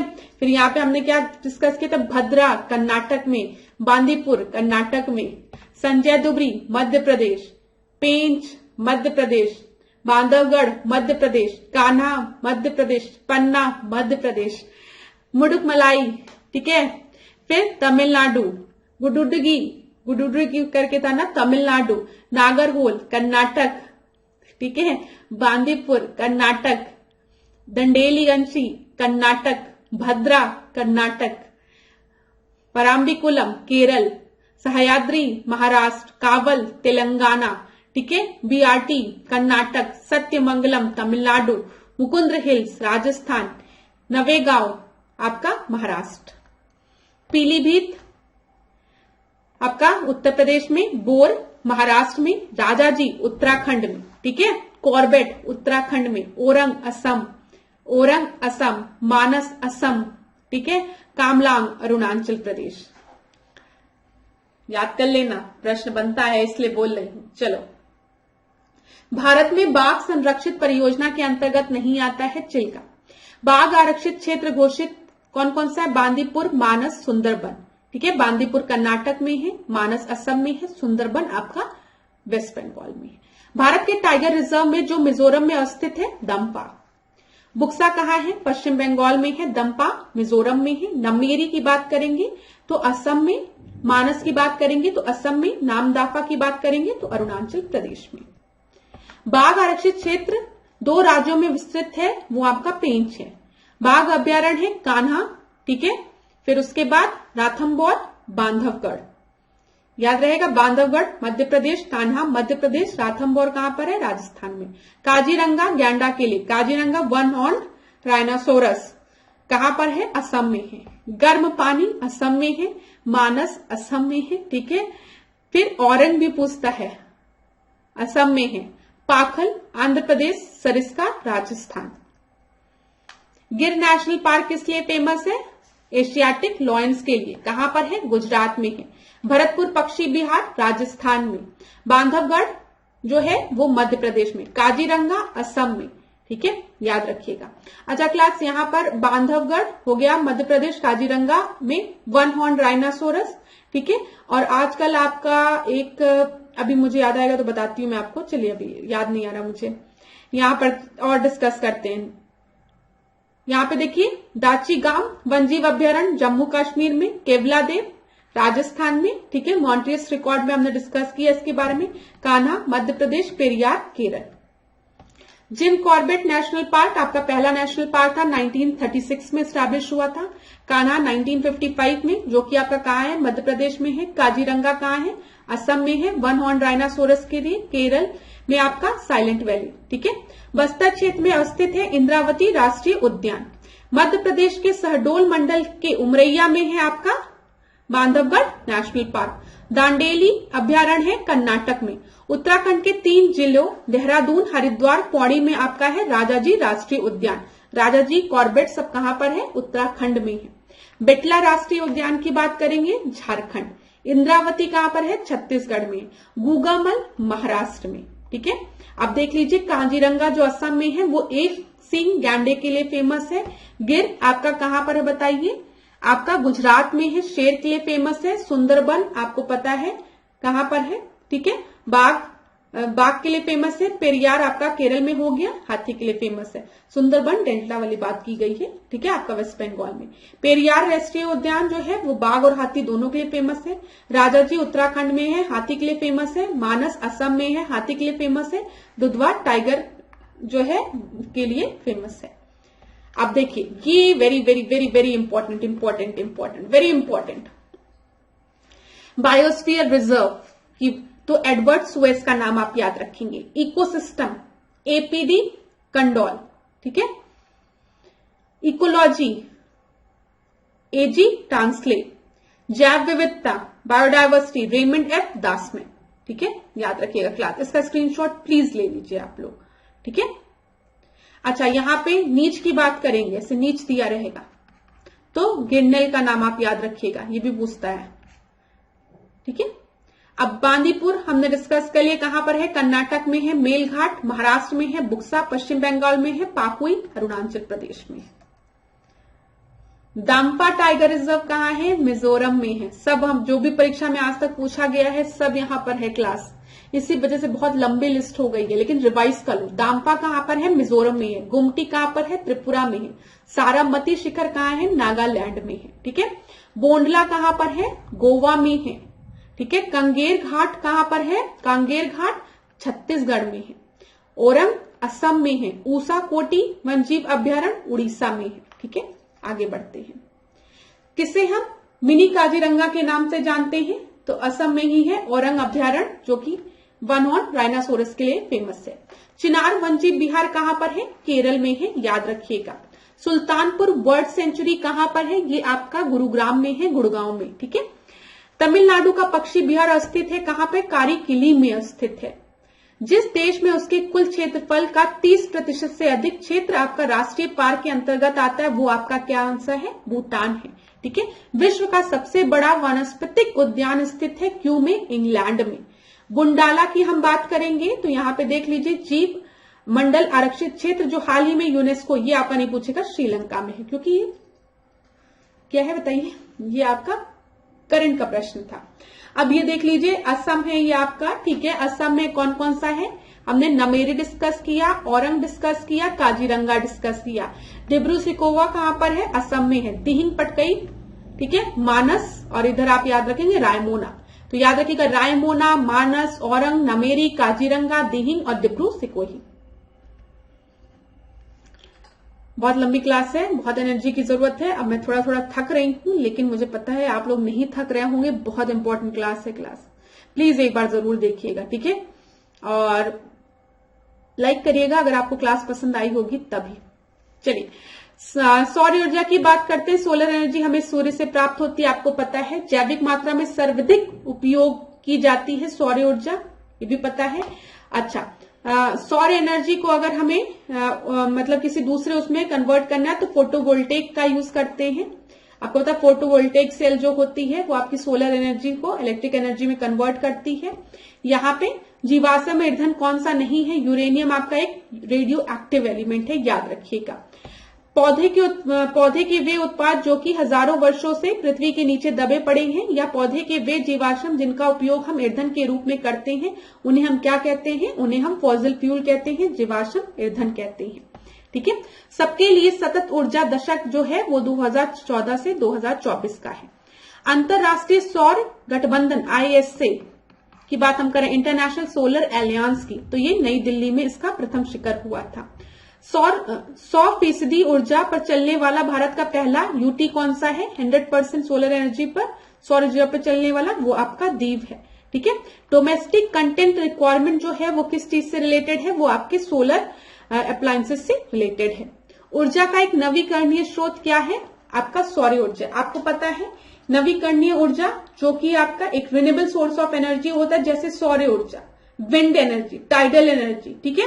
और एक आपका होता है नॉन रिन्यूएबल सोर्स जो कि एक मात्रा में है, एक समय बाद इसकी मात्रा खत्म हो जाएगी। जैसे अगर हम फॉसिल फ्यूल की बात करें, पेट्रोल की बात करें, कोल की बात करें, तो कुछ अमाउंट में है ना, कुछ समय बाद इनका आपका अमाउंट खत्म हो जाएगा, ठीक है। यहाँ पे देख लीजिए सौर, पवन, ज्वारीय, पनबिजली ऊर्जा आदि प्राकृतिक संसाधन उदाहरण है नवीकरणीय ऊर्जा का, ठीक है। कभी ना समाप्त होने वाले जो आपकी है, और बिल्कुल प्रदूषण रहित भी जो होते हैं वो आपकी सौर ऊर्जा है, ये आपकी एक नवीकरणीय ऊर्जा है।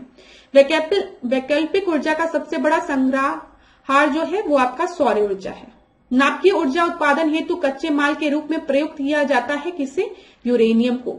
परमाणु के संयोजन अथवा विखंडन प्रक्रिया द्वारा उत्पन्न की जाती है नाभिकीय ऊर्जा। पर्यावरणीय प्रदूषण उत्पन्न करता है कौन सा? हाइड्रोजन। याद रखिएगा हाइड्रोजन फ्यूल से सबसे कम पॉल्यूशन प्रोड्यूस होता है। हाइड्रोजन के महत्व को देखते हुए भारतवर्ष में 2003 में गठन किया गया था राष्ट्रीय हाइड्रोजन बोर्ड को। वैज्ञानिकों के अनुसार भविष्य का ईंधन किसे कहा जाता है? हाइड्रोजन को। क्यों? न्यूनतम पर्यावरणीय प्रदूषण उत्पन्न करता है, ये सबसे कम। ऊर्जा संकट से तात्पर्य क्या है? जो भी आपके जीवाश्म ईंधन हैं, जो भी आपके फॉसिल फ्यूल है, एक समय बाद वो एग्जॉस्ट कर जाएंगे, खत्म कर जाएंगे, जैसे कोयला, पेट्रोल, ठीक है, क्योंकि ये non renewable source of energies है। यहाँ पर देख लीजिए कोयला, खनिज तेल एवं गैस, जल विद्युत तथा परमाणु ऊर्जा में से भारत में धारणीय विकास के दृष्टिकोण से विद्युत उत्पाद का सबसे अच्छा स्रोत क्या है? वो है जल विद्युत। बायोडीजल की फसल आपका जेट्रोफा जो है वो बायोडीजल फ्यूल है, परीक्षा में कई बार पूछा गया है। एथेनॉल एक प्रसिद्ध एल्कोहल है, इसे एथिल एल्कोहल भी कहते हैं। इसका प्रयोग किया जाता है हरित ईंधन के रूप में, ग्रीन फ्यूल के रूप में, ठीक है। पाइन करंज फर्न से भी किण्वीकरण कर एथेनॉल प्राप्त किया जाता है, इसे शामिल किया जाता है हरित ईंधन में। वही ग्रीन फ्यूल की बात बार बार की जा रही है। जिसकी खेती एथेनॉल के लिए की जाती है वो कौन सा आपका फसल है? मक्का है। क्लास ये सारे प्रश्न परीक्षा में पूछे जाते हैं। हवा में तैरते हुए श्वसनीय सूक्ष्म कणों का आकार होता है 5 माइक्रोन से कम। अब यहाँ पर देख लीजिए ये आपका है climate and clean air coalition CCAC, ठीक है, जो कि एक सिविल सोसाइटी है। तो ये किस चीज को के लिए है? ये आपके वायु की गुणवत्ता को, जो आपकी एयर क्वालिटी है उसको इम्प्रूव करने के लिए, बेहतर बनाने के लिए। अब यहाँ पे लिपस्टिक की अगर हम बात करेंगे, लिपस्टिक की, सॉरी क्लास लिपस्टिक बोल दिया मैंने, लिपस्टिक की, तो उसमें शीशा मिलता है। शीतल पेय की बात करेंगे तो इसमें ब्रोमिनेट वनस्पति तेल, ठीक है। चाइनीज फास्ट फूड में मोनोसोडियम ग्लूटामेट। यहाँ पर देख लेते हैं, यह एक प्रकृति में घटित होने वाली जैव निम्नीकरण प्रक्रिया का ही संवर्धन कर प्रदूषण को स्वच्छ करने की तकनीक है। तो इसको हम बायो रेमिडिएशन कहते हैं। देखिए बायो रेमिडिएशन में क्या होता है कि जो मतलब जैसे हम कहीं की इम्प्योरिटी को खत्म कर रहे हैं, ठीक है, तो यहाँ पे हम ऑर्गेनिज्म का यूज करके हम इम्प्योरिटी को खत्म कर रहे हैं। तो बायो रेमिडिएशन भी आपका कई तरीके का होता है। जैसे हम फाइटो रेमिडिएशन की बात करेंगे तो यहाँ पर हम प्लांट्स को, जैसे कहीं की एयर बहुत पॉल्यूट हो गई है, बहुत वायु प्रदूषण है, तो वहां पर आपने प्लांट्स को लगा दिया, ठीक है, तो प्लांट्स क्या करेंगे, एयर को प्यूरिफाई करेंगे, तो वो भी एक रेमिडिएशन का प्रोसेस है। कहाँ पे, कहीं पर ऐसे ही कहीं पर ऑयल स्पिलिंग हो गई है, मतलब आपके पानी में तेल गिर गया है, तो कुछ ऐसे माइक्रो ऑर्गेनिज्म होते हैं ना जो उस तेल को खत्म कर देते हैं, तो वो भी आपका बायो रेमिडिएशन हो गया कि हम इम्प्योरिटी को रिमूव कर रहे हैं with the help of living organism. अब यहाँ पे जो लिविंग ऑर्गेनिज्म है वो आपके माइक्रो ऑर्गेनिज्म भी हो सकते हैं, ठीक है, बहुत छोटे सूक्ष्म कण भी हो सकते हैं जो कि इम्प्योरिटी को खत्म कर रहे हैं, प्लांट्स भी हो सकता है, कुछ भी हो सकता है, ये चीज याद रखिएगा। यहाँ पे देखिए जैवोपचारण के लिए विशेषता अभिकल्पित सूक्ष्म जीवों को सृजित करने के लिए उपयोग किया जाता है जेनेटिक इंजीनियरिंग का, ठीक है। अब यहाँ पर बोला गया मानव जनित पर्यावरणीय प्रदूषण को हम क्या कहते हैं, तो हम एंथ्रोपोजेनिक कहते हैं। जैसे हम पूछते हैं ना एंथ्रोपोजेनिक कॉज ऑफ पॉल्यूशन क्या है, तो इंडस्ट्रीज हो गई, व्हीकल्स हो गए, यहाँ से जो आपकी पॉल्यूशन निकल रहे हैं वो आपके मैन मेड पॉल्यूशन है, एंथ्रोपोजेनिक कॉज है, ठीक है, एंथ्रोपोजेनिक फैक्टर्स हैं। वे पदार्थ जिनसे प्रदूषण फैलता है उनको हम क्या कहते हैं, प्रदूषक कहते हैं।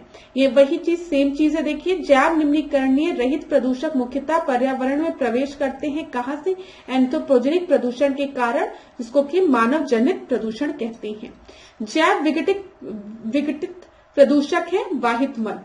देखिए अब जब हम बात करते हैं तो यहाँ पे जैव विघटित प्रदूषक होते हैं, मतलब बायोडिग्रेडेबल वेस्ट होते हैं, नॉन बायोडिग्रेडेबल वेस्ट होते हैं। बायोडिग्रेडेबल वेस्ट क्या होंगे, जैसे किचन का वेस्ट, ठीक है, या फूड वेस्ट या ह्यूमन वेस्ट, ये सब क्या है, ये सब बायोडिग्रेडेबल वेस्ट है, मतलब कुछ समय बाद ये अपने आप को विघटित कर देंगे, डिग्रेड कर जाएंगे समय के साथ। लेकिन अगर हम प्लास्टिक की बात करेंगे, क्यों प्लास्टिक पे बैन लगाया जाता है, क्योंकि ये एक नॉन बायोडिग्रेडेबल वेस्ट है, इसका विघटन इतनी जल्दी आसानी से नहीं होता है, ये हमारे पर्यावरण में काफी लंबे समय तक रहते हैं और पर्यावरण को नुकसान पहुंचाते हैं, ठीक है। तो जिनका भी विघटन जैव द्वारा हो सके, बायोडिग्रेडेबल वेस्ट कहलाते हैं, जिनका भी डिकम्पोजिशन हो सके, ठीक है, तो वो आपके जैव विघटित प्रदूषक हैं। तो ये चीज क्लियर हो गई होगी। कोयला, पेट्रोल, डीजल आदि का दहन मूल स्रोत है वायु प्रदूषण का, ठीक है, कोयला जले, पेट्रोल जले या डीजल, इन सब से वायु प्रदूषण होता है। यहाँ पर फिर वायु प्रदूषण वाले की बात की गई है, जब भी जो हार्मफुल गैसेस हमारे एटमॉस्फेयर में रिलीज होंगी तो वायु प्रदूषण होगा। जैव अपघटनीय प्रदूषक है आपका सीवेज, जो भी किचन का वेस्ट है, टॉयलेट का वेस्ट है, ठीक है, ये आपकी क्या हो गए, ये आपके जैव अपघटनीय वेस्ट है, याद रखिएगा। प्रकाश, रासायनिक धूम, कोहरे के बनने के समय उत्पन्न होता है नाइट्रोजन ऑक्साइड, ठीक है। अच्छा, स्मॉग की अगर हम बात करेंगे, स्मॉग दो शब्दों से मिलकर बना है, स्मोक और फॉग से, तो इसी को हम क्या कहते हैं, प्रकाश रासायनिक धूम, फोटोकेमिकल स्मॉग भी इसे हम कहते हैं, याद रखिएगा। यहाँ पर देख लीजिए यही लिखा है प्रकाश रासायनिक धूम, मतलब फोटोकेमिकल स्मॉग की बात हो रही है। यहाँ पर फोटोकेमिकल स्मॉग के बनने के लिए कौन कौन सी गैसेस रिस्पॉन्सिबल होते हैं, नाइट्रोजन के ऑक्साइड, जिसको कि हम नॉक्स कह रहे हैं, ओजोन, क्योंकि ये आपके कहाँ पर है बताइए, क्षोभ मंडल में है, ट्रोपोस्फियर में है, तो ये आपके द्वितीय प्रदूषक के रूप में कार्य करेगा। ये एक पॉल्यूटेंट है O3, और यहाँ पे है पैरा एसिटाइलिन नाइट्रेट, जिसको कि हम पैन कहते हैं, याद रखिएगा। ये सब आपके रिस्पॉन्सिबल है किसके लिए, आपके फोटोकेमिकल स्मॉग के लिए। सूर्य विकिरण वाले क्षेत्रों में या खास मौसम में ध्रुव कोहरे अपूर्ण रूप से बनते हैं, ऐसे वायु को हम भूरी वायु कहते हैं। प्रकाश रासायनिक धूम की बात हो रही है, फोटोकेमिकल स्मॉग की बात हो रही है, तो मैंने आपको बता दिया यहाँ पे NO2, O3 और यहाँ पे पैन, ठीक है, पैरा ऑक्सी एसिटिलीन नाइट्रेट जिसको कि हम कहते हैं। सेम चीज ये भी वही है, पढ़ नहीं रही हूं, वही चीज है। तो अगर आपसे पूछेगा फोटोकेमिकल स्मॉग के लिए कौन कौन सी चीजें रिस्पॉन्सिबल है, तो आप ओजोन बताएंगे, ठीक है, आप पैन के बारे में बताएंगे, आप नाइट्रोजन के ऑक्साइड के बारे में बताएंगे, और यहाँ पर आप फॉर्मल्डिहाइड के भी बारे में बताएंगे। यहाँ पर देखिए, जब नेसेंट ऑक्सीजन एटम O2 के साथ रिएक्ट करता है तो क्या फॉर्म होता है, O3 फॉर्म होता है, हमने पहले भी डिस्कस किया है। यहाँ पर दूसरा प्रश्न देखिए क्या लिखा है, जब O3 जो है वो नाइट्रोजन डाइऑक्साइड के साथ रिएक्ट करता है तो आपका पैरा एसिटिलीन नाइट्रेट फॉर्म होता है, पैन फॉर्म होता है, ये भी याद रखिएगा, इंपॉर्टेंट है। ठीक है, आगे देखते हैं, पैन तथा O3 मिलकर छोटी छोटी बूंदें बना लेते हैं, वायु में मिलकर पैन तथा O3 धुंध बना लेते हैं, इसे हम क्या कहते हैं, इसे हम स्मॉग कहते हैं, फोटोकेमिकल स्मॉग कहते हैं। वही सेम प्रश्न कितने अलग अलग भिन्न भिन्न तरीकों से पूछा जा रहा है। तो जब भी फोटोकेमिकल स्मॉग की बात आएगी तो आप बताएंगे स्मॉग जो है वो स्मोक और फॉग से मिलकर बना है। और यहाँ पे कौन कौन सी गैसेस रिस्पॉन्सिबल होती है, ऑक्सीजन, पैन, नाइट्रोजन के ऑक्साइड, फॉर्मल्डिहाइड, ये सब आपके रिस्पॉन्सिबल होते हैं।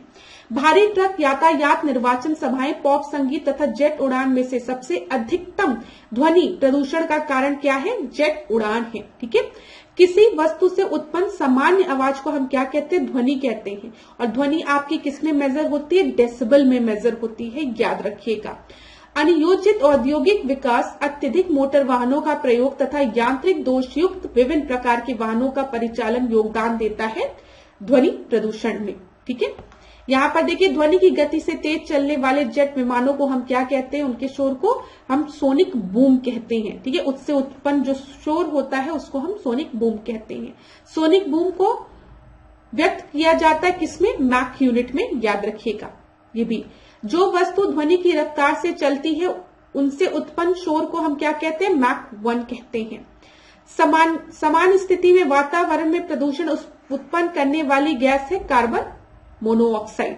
ठीक है, कार्बन मोनोऑक्साइड रंगहीन है, कलरलेस है तथा हाईली पॉइजनस है, और ये आपके एयर पॉल्यूशन के लिए रिस्पॉन्सिबल भी है। वे वायु प्रदूषक जो प्रदूषक स्रोत से सीधे वायु में निकलते हैं, मिलते हैं, उन्हें हम प्राथमिक प्रदूषक कहते हैं। जो पॉल्यूटेंट होते हैं वो आपके दो तरीके के होते हैं, द्वितीयक, एक प्राथमिक। ठीक है, प्राथमिक जो है वो डायरेक्ट सोर्स से निकले, जैसे आपने कोयला जलाया, कार्बन डाइऑक्साइड रिलीज हो रही है, कार्बन मोनोऑक्साइड रिलीज हो रही है फ्यूल के बर्निंग की वजह से, तो वो आपके डायरेक्ट सोर्स से निकल रही है, तो हम उसको प्राथमिक प्रदूषक कहते हैं। सेकेंडरी पॉल्यूटेंट क्या है, द्वितीयक प्रदूषक क्या है, जो दो या दो से अधिक प्राथमिक पॉल्यूशन के मिलने से बने या फिर उनमें कोई चेंजेस हो उनके वजह से आपके फॉर्म हो, तो उनको हम द्वितीयक वायु प्रदूषक कहते हैं। देख लेते हैं, ऐसे वायु प्रदूषक जो प्राथमिक वायु प्रदूषक तथा साधारण वातावरणीय पदार्थों की क्रिया के फलस्वरूप उत्पन्न हो, उसे हम द्वितीयक वायु प्रदूषक कहते हैं। अब यहाँ पे देख लीजिए, पैरा ऑक्सी एसिटाइल नाइट्रेट की बात कर रहे हैं, पैन की बात कर रहे हैं, ओजोन की बात कर रहे हैं, स्मॉग की बात कर रहे हैं, तो ये सब आपके सेकेंडरी पॉल्यूटेंट है। अभी हमने डिस्कस किया है ना ये सब चीजें, तो देखिए ये सारे आपके क्या है, सेकेंडरी पॉल्यूटेंट है। सल्फर के ऑक्साइड की अगर हम बात करेंगे, नाइट्रोजन के ऑक्साइड की बात करेंगे, कार्बन के ऑक्साइड की बात करेंगे, तो ये सब आपके प्राथमिक हैं, प्राइमरी पॉल्यूटेंट है, क्योंकि ये डायरेक्ट सोर्स से निकल रहे हैं। आगे बढ़ते हैं, अधूरे प्रज्वलन के कारण मोटर, कार एवं सिगरेट से निकलने वाली गैस, रंगहीन गैस कौन सी है, कार्बन मोनोऑक्साइड है। तो क्लास याद रखिएगा, कार्बन मोनोऑक्साइड जो है वो आपकी कलरलेस गैस होती है। ठीक है, यहाँ पे एक प्रश्न जो परीक्षा में बहुत पूछता है उसको भी हम डिस्कस कर ले, ये वाला। कार्बन मोनोऑक्साइड जो है या रक्त के हीमोग्लोबिन के साथ क्रिया करके एक स्थायी यौगिक बना लेती है, जिससे हीमोग्लोबिन ऑक्सीजन के उत्कों तक नहीं पहुंच पाता है, और यह मानव स्वास्थ्य के लिए अत्यंत हानिकारक गैस है। ये चीज आप याद रखिएगा। ठीक है, मोटर वाहनों से निकलने वाली निम्न में से कौन सी एक मुख्य प्रदूषक गैस है, वो आपकी कार्बन मोनोऑक्साइड है। वाहनों में पेट्रोल के जलने से धातु वायु को प्रदूषित करती है, लेड। ठीक है, याद रखिएगा। ठीक है, इंजन में नॉकिंग रोकने के लिए किसका यूज किया जाता है, लेड का यूज किया जाता है, याद रखिएगा, नॉकिंग के लिए। बच्चों में दिमाग के विकास में बाधा पहुंचाता है, उन्हें बुद्धि लंबित लेवल मतलब IQ लेवल को घटाता है, तथा वयस्कों में हृदय व श्वसन संबंधी बीमारियों को उत्पन्न करता है, वो क्या है, लेड है। ठीक है, याद रखिएगा। चलिए वायु प्रदूषकों में से जो रक्त धाराओं को अभी हमने देखा हीमोग्लोबिन वाला दुष्प्रभावित कर मौत उत्पन्न करती है वो कार्बन मोनोऑक्साइड है। वायु प्रदूषक ऑक्सीजन की अपेक्षा अधिक शीघ्रता से रक्त के हीमोग्लोबिन में जो घुल जाती है तो वो आपकी क्या है, कार्बन मोनोऑक्साइड है। तो बार बार जब भी हीमोग्लोबिन के अणुओं की बात आएगी तो आप याद रखिएगा कार्बन मोनोऑक्साइड का नाम, अगर प्रदूषक का नाम पूछेगा। ठीक है। भारत में कई जगह पर भूमिगत जल आर्सेनिक से संक्रमित होते हैं। यह संक्रमण मुख्यतः प्रकृति में पाए जाने वाले उत्पन्न आर्सेनिक से होता है, जो उत्पन्न होता है कहां से, बेड रॉक से। आर्सेनिक के लगातार संपर्क से होने वाली बीमारी जो है आपकी वो है ब्लैक फुट, इंपॉर्टेंट है, याद रखिएगा। WHO के मानक के अनुसार आर्सेनिक की मात्रा कितनी होनी चाहिए, 0.05 मिलीग्राम पर लीटर। धान का पौधा बेहतर अवशोषक माना जाता है किसका, आर्सेनिक का। ये सारे प्रश्न रिपीट हो सकते हैं क्लास, तो याद रखिएगा। ठीक है। आर्सेनिक से कौन सी बीमारी होती है, ब्लैक फुट होती है। ठीक है। WHO का जो मानक है उसके अनुसार 0.05, और धान का पौधा बेहतर अवशोषक होता है किसका, आर्सेनिक का। भूजल के जरिए आर्सेनिक अनाज में पहुंच जाता है, इससे प्रभावित होती है समुची खाद्य श्रृंखला। देखिए क्लास, फूड चेन के बारे में आपको पता है। ठीक है। फूड चेन क्या है, फूड चेन आपका कोई किसी को खा रहा है, जो ग्रास ऊपर है, जो प्लांट्स है छोटे छोटे ग्रास, उसको ग्रास ऊपर खा रहा है, टिड्डा खा रहा है, टिड्डे को मेढक खा रहा है, मेढक को कौन खा रहा है, आपका सांप खा रहा है, सांप को वो खा रहा है, ईगल खा रहा है। ठीक है।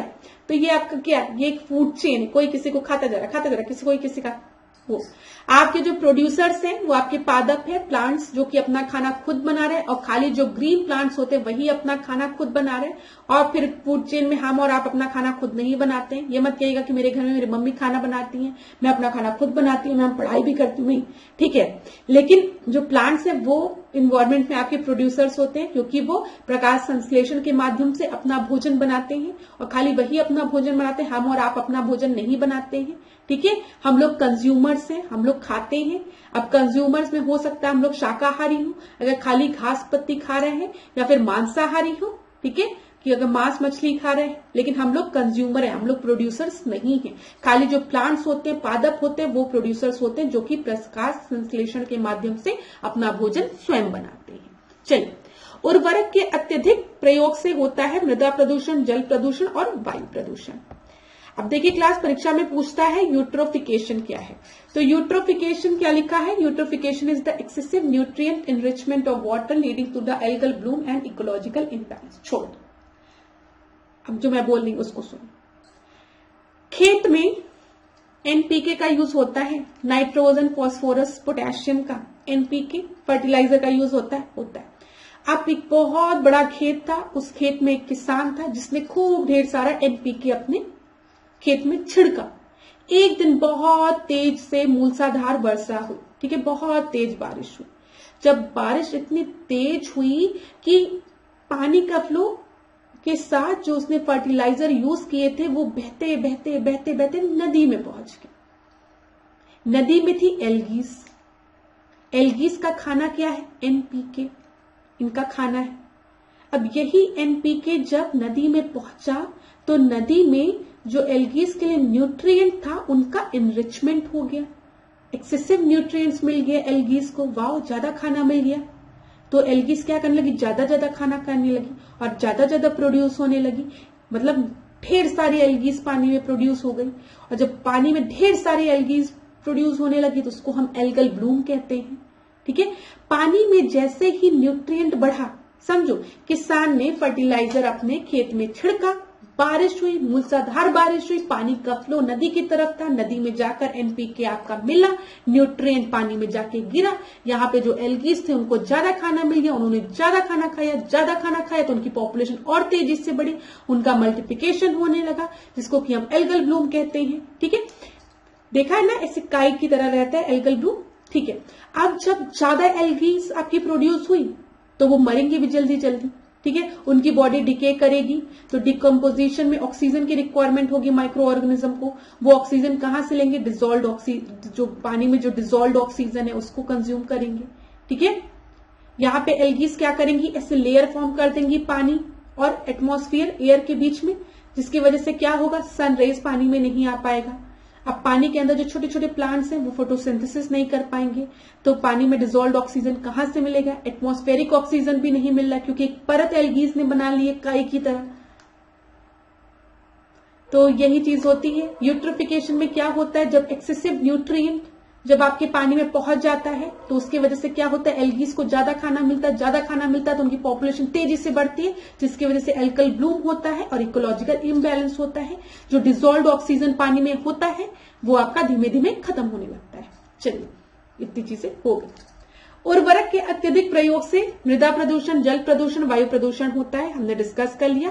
देखो अब यहाँ पर ये अकार्बनिक पोषक जैसे फॉस्फेट तथा नाइट्रेट घुलकर जलीय पारिस्थितिक तंत्र में आ जाते हैं या जलीय पारिस्थितिक तंत्र में बढ़ाते हैं यूट्रोफिकेशन को। अकार्बनिक उर्वरक तथा कीटनाशक अवशेष मृदा के रासायनिक गुणों को बदल देते हैं तथा विपरीत प्रभाव डालते हैं भूमि के जीवों पर। औद्योगिक मलबे से सर्वाधिक रासायनिक प्रदूषण होता है चमड़ा उद्योग से। अम्ल वर्षा, अम्ल वर्षा की बात आ गई, अब एसिड रेन की बात आ गई। तो मैं हमेशा कहती हूँ एसिड रेन के लिए जब भी बात करेंगे तो दो विलन हैं, एक नाइट्रस ऑक्साइड और दूसरा सल्फर डाइऑक्साइड। बस इन दो विलन का नाम याद रखो।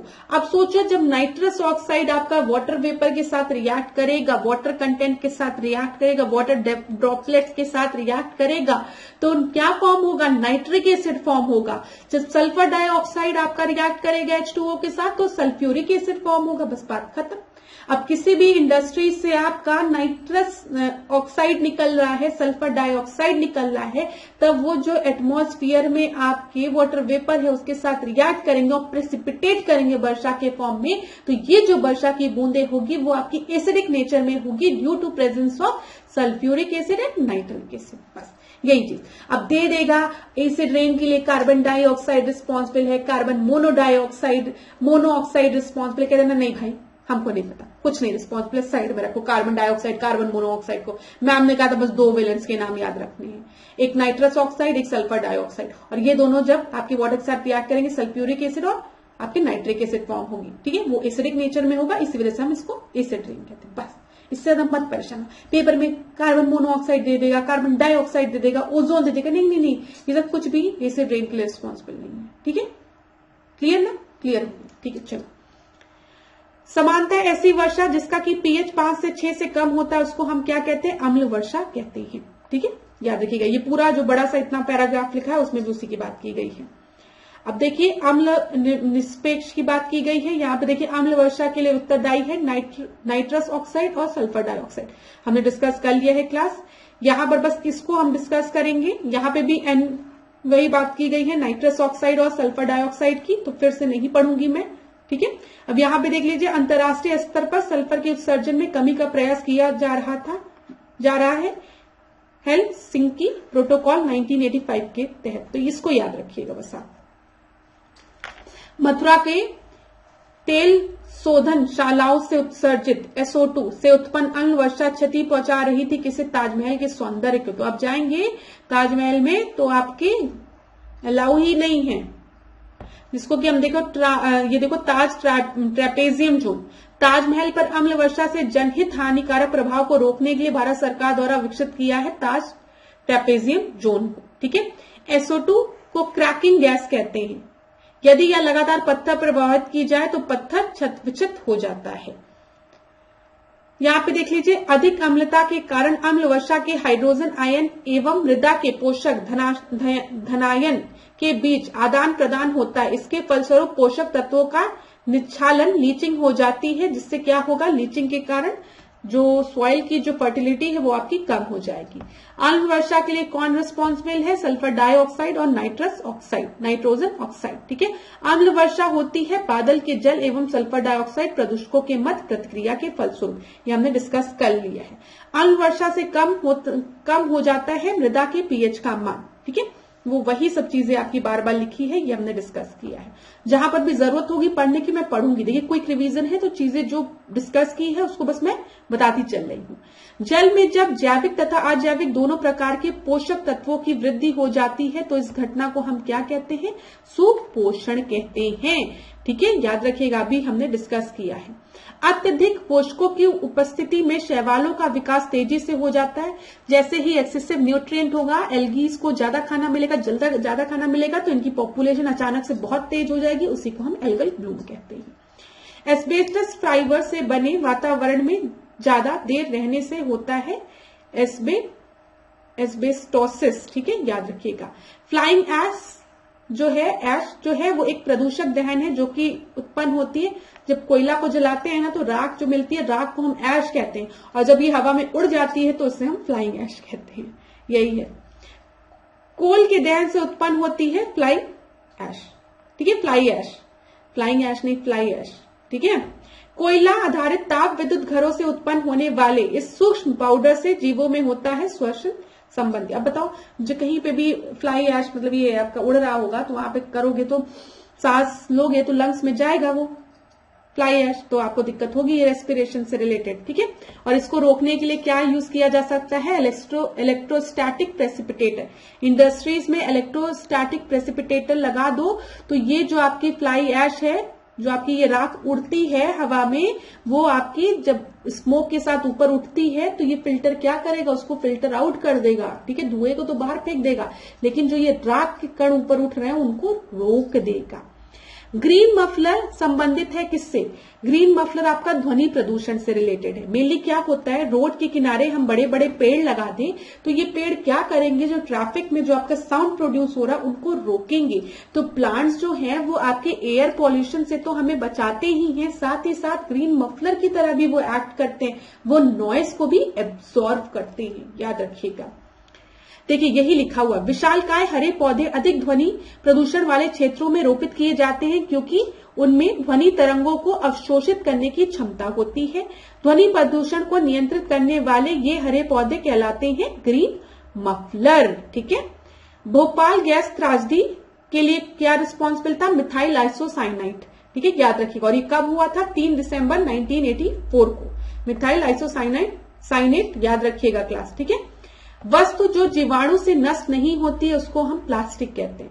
मैंने आपको बताया था वेस्ट 2 तरीके के होते हैं, बायोडिग्रेडेबल, ठीक है, जिसका कि अपघटन जो है वो जीव द्वारा, माइक्रो ऑर्गेनिज्म द्वारा हो जाए, जैसे कि किचन का वेस्ट, ये सब आपका सड़ जाएगा, गल जाएगा, खत्म हो जाएगा।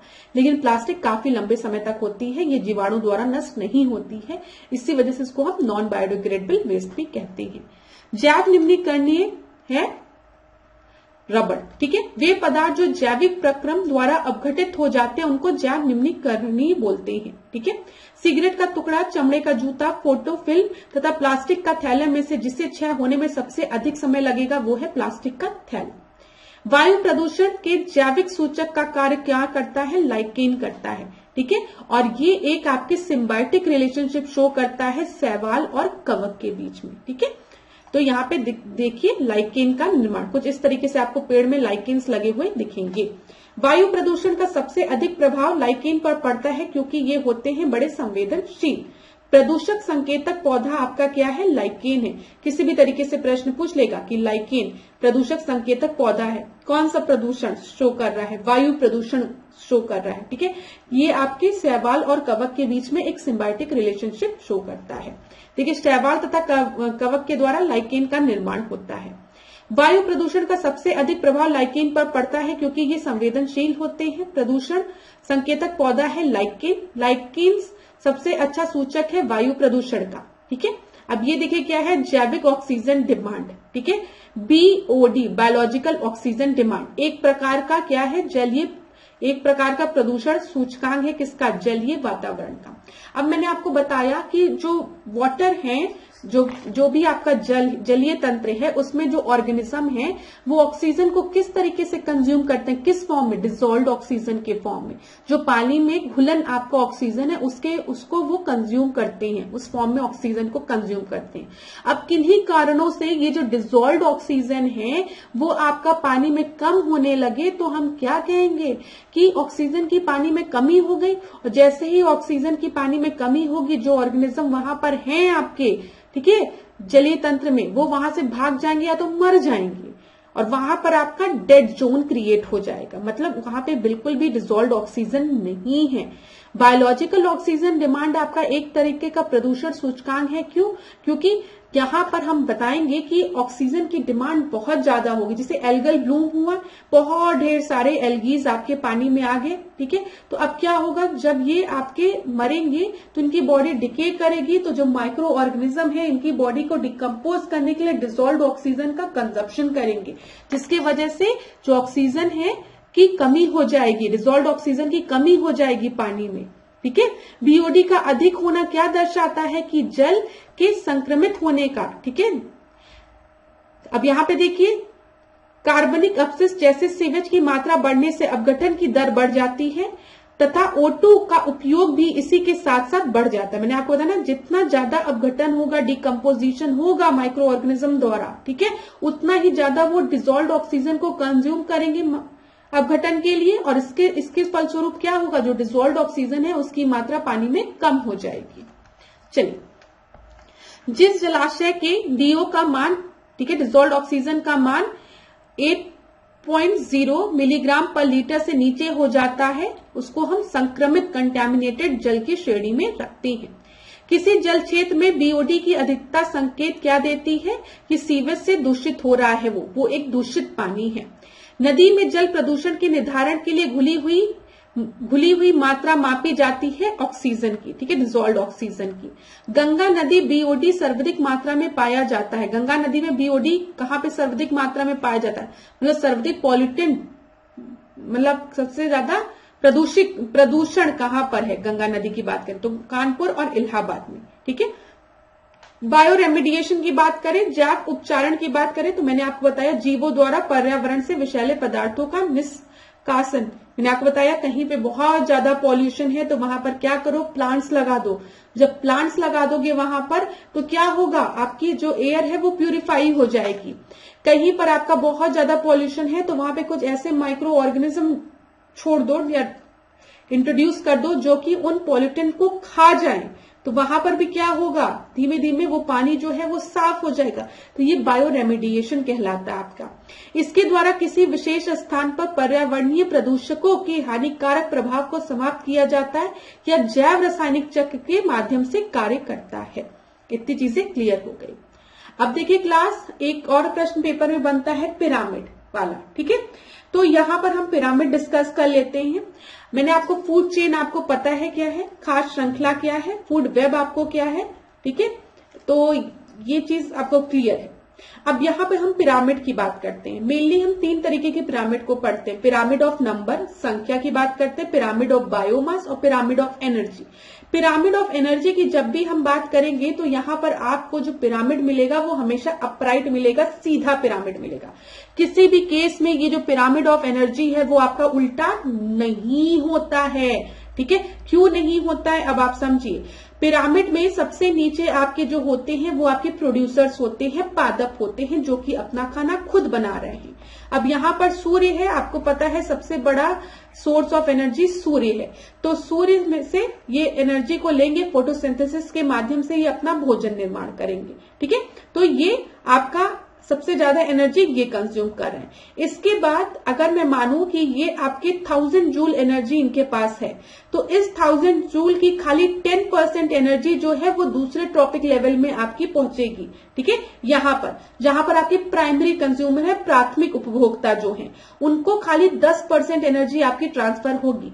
मतलब खाली यहाँ पे अगर 10% निकालेंगे तो खाली 100 जूल इनके पास एनर्जी होगी, और इस 100 जूल का खाली 10% एनर्जी आपके सेकेंडरी, द्वितीयक जो उपभोक्ता है उनके पास जाएगी। मतलब 100 का 10% निकालोगे 10 होगा, ठीक है। और फिर हम टर्शरी की बात करेंगे तो फिर इसका 10% तो 1%।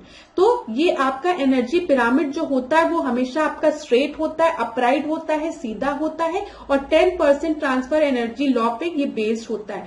मतलब खाली 10% एनर्जी आपकी एक ट्रॉपिक लेवल से दूसरी ट्रॉपिक लेवल में ट्रांसफर होती है, और 90% एनर्जी जो है वो आपकी लॉस हो जाती है। तो परीक्षा में अगर स्टेटमेंट के फॉर्म में प्रश्न पूछेगा तो कंफ्यूज मत होइएगा। खाली 10% एनर्जी आपकी एक ट्रॉपिक लेवल से दूसरे ट्रॉपिक लेवल में आपकी ट्रांसफर होती है, 90% एनर्जी जो है वो आपकी लॉस हो जाती है। ये चीज याद रखिएगा। और पिरामिड ऑफ एनर्जी हमेशा आपके कैसा होता है, स्ट्रेट होता है, अपराइट होता है। ठीक है, अब पिरामिड ऑफ नंबर्स की बात करते हैं। पिरामिड ऑफ नंबर्स अगर हम ग्रासलैंड में देखेंगे, ठीक है, हम घास मैदान में देखेंगे, तो एक घास मैदान को इमेजिन करिए। तो घास मैदान में सबसे ज्यादा आपको घासें दिखेंगी, ठीक है, तो नंबर काउंट करोगे तो सबसे ज्यादा आपको घासों का नंबर मिलेगा। तो नीचे जो है सबसे आपका चौड़ा पिरामिड होगा। क्यों? क्योंकि सबसे ज्यादा मात्रा में घास है। फिर इनको खाते हैं ग्रास होपर, मेढक या फिर आपके ये खरगोश। तो आपके प्राइमरी जो कंज्यूमर्स हो गए, प्राथमिक जो उपभोक्ता हो गए, उनका नंबर होता है। फिर उसके बाद सेकेंडरी कंज्यूमर, ठीक है, द्वितीयक, और फिर टर्शरी कंज्यूमर। तो पिरामिड ऑफ नंबर्स ग्रासलैंड में हमेशा अपराइट होता है, ये चीज याद रखिएगा। लेकिन अगर आप एक पेड़ में देखोगे, एक पेड़ को लेके चलते हैं और कोई आपसे कहे कि इस पेड़ का आप बनाओ पिरामिड, तो बताओ अब यहाँ पे जो आपका प्रोड्यूसर है वो खाली पेड़ है, तो एक ट्री है, खाली एक ट्री है, ठीक है, एक ही पेड़ है ना। इस पेड़ पे आपकी स्क्वायरल रहती है, मतलब वो गिलहरी रहती है, ठीक है, गिलहरी के बाद इसमें कौवा भी रहता है, ईगल भी रहता है। तो यहाँ पे एक गिलहरी नहीं रहती, 3-4 गिलहरी रहती होगी। तो यहाँ पे जो प्राइमरी कंज्यूमर है वो 3-4 नंबर में है, ठीक है। अब हो सकता 10-12 आपके पक्षी रहते हों। तो अगर हम एक पेड़ के इकोसिस्टम का पिरामिड ड्रॉ करेंगे, पिरामिड ऑफ नंबर्स, तो ये आपका कैसा होगा, डाउन होगा, ठीक है, क्योंकि यहाँ पे पेड़ जो है वो तो आपका एक ही है, तो प्रोड्यूसर आपका एक ही है, लेकिन इस पे जो प्राइमरी कंज्यूमर है वो आपके 2 हैं, जो सेकेंडरी कंज्यूमर है वो उनसे भी ज्यादा है। तो ये चीज याद रखिएगा अगर प्लांट की बात आएगी। अब देखिए क्लास, पिरामिड ऑफ बायोमास होता है। पिरामिड ऑफ बायोमास क्या मतलब, हमारा बायोमास अगर कैलकुलेट करेंगे तो जो ड्राई वेट है, ठीक है, पानी को अगर हम अपने वेट में से हटा दे, माइनस कर दे, तो जो ड्राई वेट हमारी बॉडी का आएगा उसको हम बायोमास कहते हैं। अब पिरामिड ऑफ बायोमास को अगर हम देखेंगे एक्वेटिक सिस्टम में, तो एक्वेटिक सिस्टम में भी क्लास अगर तुम पिरामिड ऑफ नंबर्स की बात करोगी तो छोटे छोटे जो मछली होते हैं या जो प्लैंक्टॉन्स होते हैं वो बहुत नंबर में होते हैं। तो यहाँ पे भी पिरामिड ऑफ नंबर्स आपका अपराइट ही होगा, सीधा ही होगा। लेकिन पिरामिड ऑफ बायोमास जो होगा वो डाउनवर्ड होगा, इन्वर्टेड होगा। क्यों इन्वर्टेड होगा? जो छोटे जो प्लैंक्टॉन्स है ना, उनको अगर उनका तुम ड्राई मास कैलकुलेट करोगे, एक जगह बायोमास कैलकुलेट करोगे, ड्राई वेट कैलकुलेट करोगे, तो वो आपका बहुत कम आएगा, ठीक है। अगर हजारों को भी एक बार में एक जगह रख लोगे तब भी वो एक खूब बड़ी सी शार्क या वेल के वेट्स के बिल्कुल भी बराबर नहीं होंगे। लाखों को भी तुम एक जगह रखोगे, उनके ड्राई वेट को एक जगह मेजर करोगे और एक जगह तुम शार्क को रखोगे, तब भी शार्क का जो वेट है ना वो आपका भारी पड़ेगा। तो इसी वजह से जो बायोमास होता है वो एक्वेटिक इकोसिस्टम में आपका उल्टा हो जाता है। क्यों? क्योंकि हो सकता है जो प्लैंक्टॉन्स और ये सब आपके बहुत ज्यादा नंबर में है, लेकिन इनके ड्राई वेट जब हम कैलकुलेट करते हैं तो वो बहुत ही कम निकलता है और बड़ी मछलियों का वेट ज्यादा होता है। तो इसी वजह से ये इन्वर्टेड होता है। तो ये चीज याद रखिएगा, ठीक है। आपका पिरामिड ऑफ नंबर्स और पिरामिड ऑफ बायोमास में जो पिरामिड है वो सीधा भी हो सकता है, उल्टा भी हो सकता है, वो वेरी करता है। लेकिन जो पिरामिड ऑफ एनर्जी है वो हमेशा सीधी होती है, ठीक है।